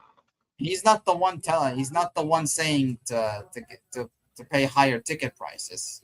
He's not the one increasing that. He doesn't even. He's not even in charge of that. Do you think, in general, if it was up to him, do you think he'd outprice the fans like this with Triple H, or do you think he'd want people to come to the shows? And I think because I think with he would want even, the families to come to the shows. I'm sorry. I think he would want the families to come to the shows. Yeah, I think, and even with Vince, say what you want about Vince McMahon, I don't think he'd outprice the fans like this or the families like this at all. Say what you want about Vince creatively, but with the families at these shows, I think Vince would want people to come. I think Vince would want them to come to the shows too. Like, I doubt Vince McMahon outprices them like this too. No. Like, he generally wants the families. Or Emmanuel, greedy idiots. I'm sorry? Just TKO being so greedy. Yeah, big time greedy. Ari Emanuel, Mark Shapiro. Oh, Vince McMahon didn't maximize the ticket profit. Fucking idiot is Mark Shapiro. A guy that Mark Shapiro looks like he has his head so far up his ass. My goodness, but I don't know. It's just, I mean, I doubt they lower the prices anytime soon, but this cannot be ignored forever. I mean, Triple H in the hot seat, probably not, because he just signed a new 3-year deal. But I will, what I will say is that it's like these high prices that TKO is charging, it's not working. And now it's starting to catch up to them. People are now starting to think with their wallets. Good. If the prices are high, don't go to these shows and hit TKO and Endeavor where it hits hard. You know, there's a true saying, when a company's money pockets get hit so severe, then that's when they start to eventually at some point listen and do the right thing and change for the better. Yeah. I mean, isn't that a true saying? And now people are starting to speak with her for their wallets. Do you think people are doing the right thing speaking with their wallets? Yeah. Another big reason why SummerSlam isn't selling out, not just the creative, but it's like the ticket prices. Like, people don't want to pay this much money, even if the creative is good or bad. People don't want to pay this much fucking money to come to a show. And yes, and I know the economy is the drizzling shits right now too, but people don't want to pay expensive prices for tickets, like regardless. And I'm actually glad people are speaking up with their wallets and doing what's right. Like, if it's slop and the ticket prices are not where they need to be and their prices are not being lowered, hit Endeavor where it hurts, and then they'll eventually start to listen. What are your thoughts on all this? People speak with their wallets, and what do you think could happen? What do you think this whole thing? Good. Situation? I think people should stand up for themselves more. Yeah. You know, if you know the prices are so high, you know, and they're basically they want to drain you out of every penny you have. It's not worth it going to these shows. Like, I'm sorry. Like, unless the prices go low and it's affordable again, why go to the shows? Unless you're very rich and you can afford these tickets. Yeah, but not a lot of people are rich. I'm sure they want to go to these shows. It's just these prices are so high; they're being priced out. Yeah. Like, not everybody is rich, and that's what Endeavor and TKO, Ari Emanuel, Mark Shapiro, that's what they don't fucking understand. Not everybody is made of money. You know, it's like, if the prices are too much, don't go to the show. You know, hit them where it hurts, and they'll start to eventually listen. You know, even like a local indie show is not even close to this expensive for a ticket. You could get a front row ticket at indie show for like what? $100, maybe a little over at most. Yeah. Which is a lot more for a front row, I think is more than reasonable. But I mean, I'm glad people are speaking up with their wallets. I mean, like, the only way they're going to listen eventually is if they get hit where it hurts. Like, remember when Slim Jim pulled out a couple years ago, right before the Royal Rumble in 2024? And then that's when they listened. That was when Vince McMahon with the Janelle Grant allegations first came out. And it took the next day to get him out. And Slim Jim got it done. I mean, honestly, bro, at the end of the day, it's sad that companies don't listen to the customers unless their monies and their money pockets get hit so bad and so severe. I mean, it's really sad. The only way they'll listen is if their monies get hit so bad. I mean, that's the only way to listen. To me, it's sad. It's the only way they'll listen. What are your thoughts? Yeah, I think you're right there. Nailed it right on the head. It's just like they don't like pretty much companies hate their fans. Like they all hate the fans. They all hate the customers. It's like you don't hate these companies enough. They all fucking hate you. They hate us. They can't stand us. And the only way they'll listen to us is if their monies get hit so bad and get affected so severe. That's the only way they'll listen. And the more people speak with their wallets, the better. If that's the only way they're going to listen and be better, good. Good on the fans for speaking up with their wallets. If the prices are not good and if the product is shit, do not come to these shows and they'll eventually listen. They can't ignore it forever. You know? I'm sure you feel the same way.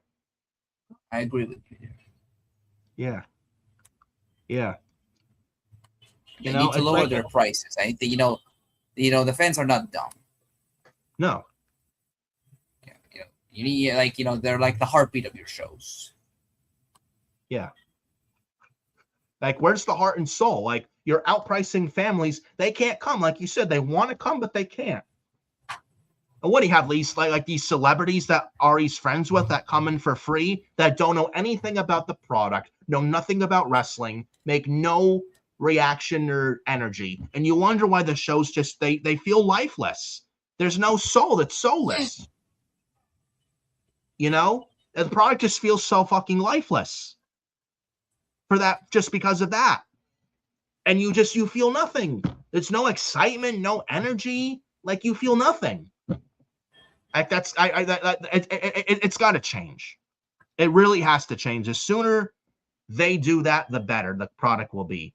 Well, do I think it happens anytime soon? I highly doubt it. I'd be shocked. But does it need to change? Absolutely. This is something they cannot. This is something that cannot be ignored forever. At some point, they're going to have to listen and change for the better. But that is a wrap, folks, for episode 33 of Forbidden Podcast here on FioriousNation on YouTube. Make sure you hit the like on the video and subscribe to FioriousNation. Hit the bell for all notifications. Helps in the YouTube algorithm, helps in the YouTube channel, and the support for the channel. Make sure you go do all that. Follow me on X at FiorioNick579, Adam Carl on X at Adam Carl on X at Adam Carl 2005.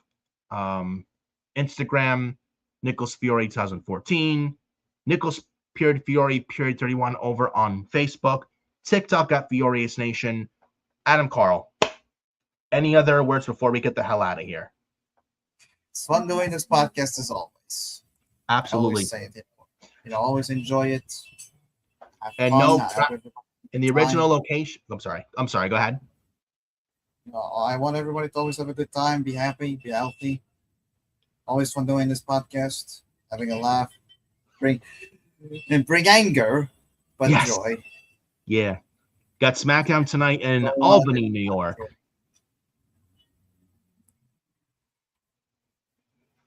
Yeah. Oh, by the way, SmackDown tonight's in Albany, the MVP arena. The same arena I was at for Raw Front Row 4 years ago where I saw the almighty Omos. You were excited for it, bro. I don't pay tickets to go see Omos, bro. On Front Row, on Raw in Albany, New York, 4 years ago, November 2022. I was sitting front row, by the way. And Omos was there. And I'm sitting there like,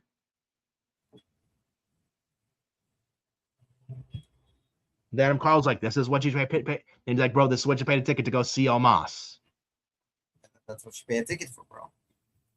Well, I didn't pay a ticket to go see Omos in Dallas, Texas. You paid to see him, bro.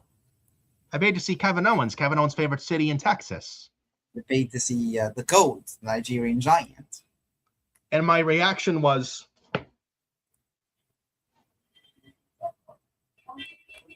that was my reaction when I saw Omos make his entrance. Ladies and gentlemen. But But guys, enjoy the rest of your Friday.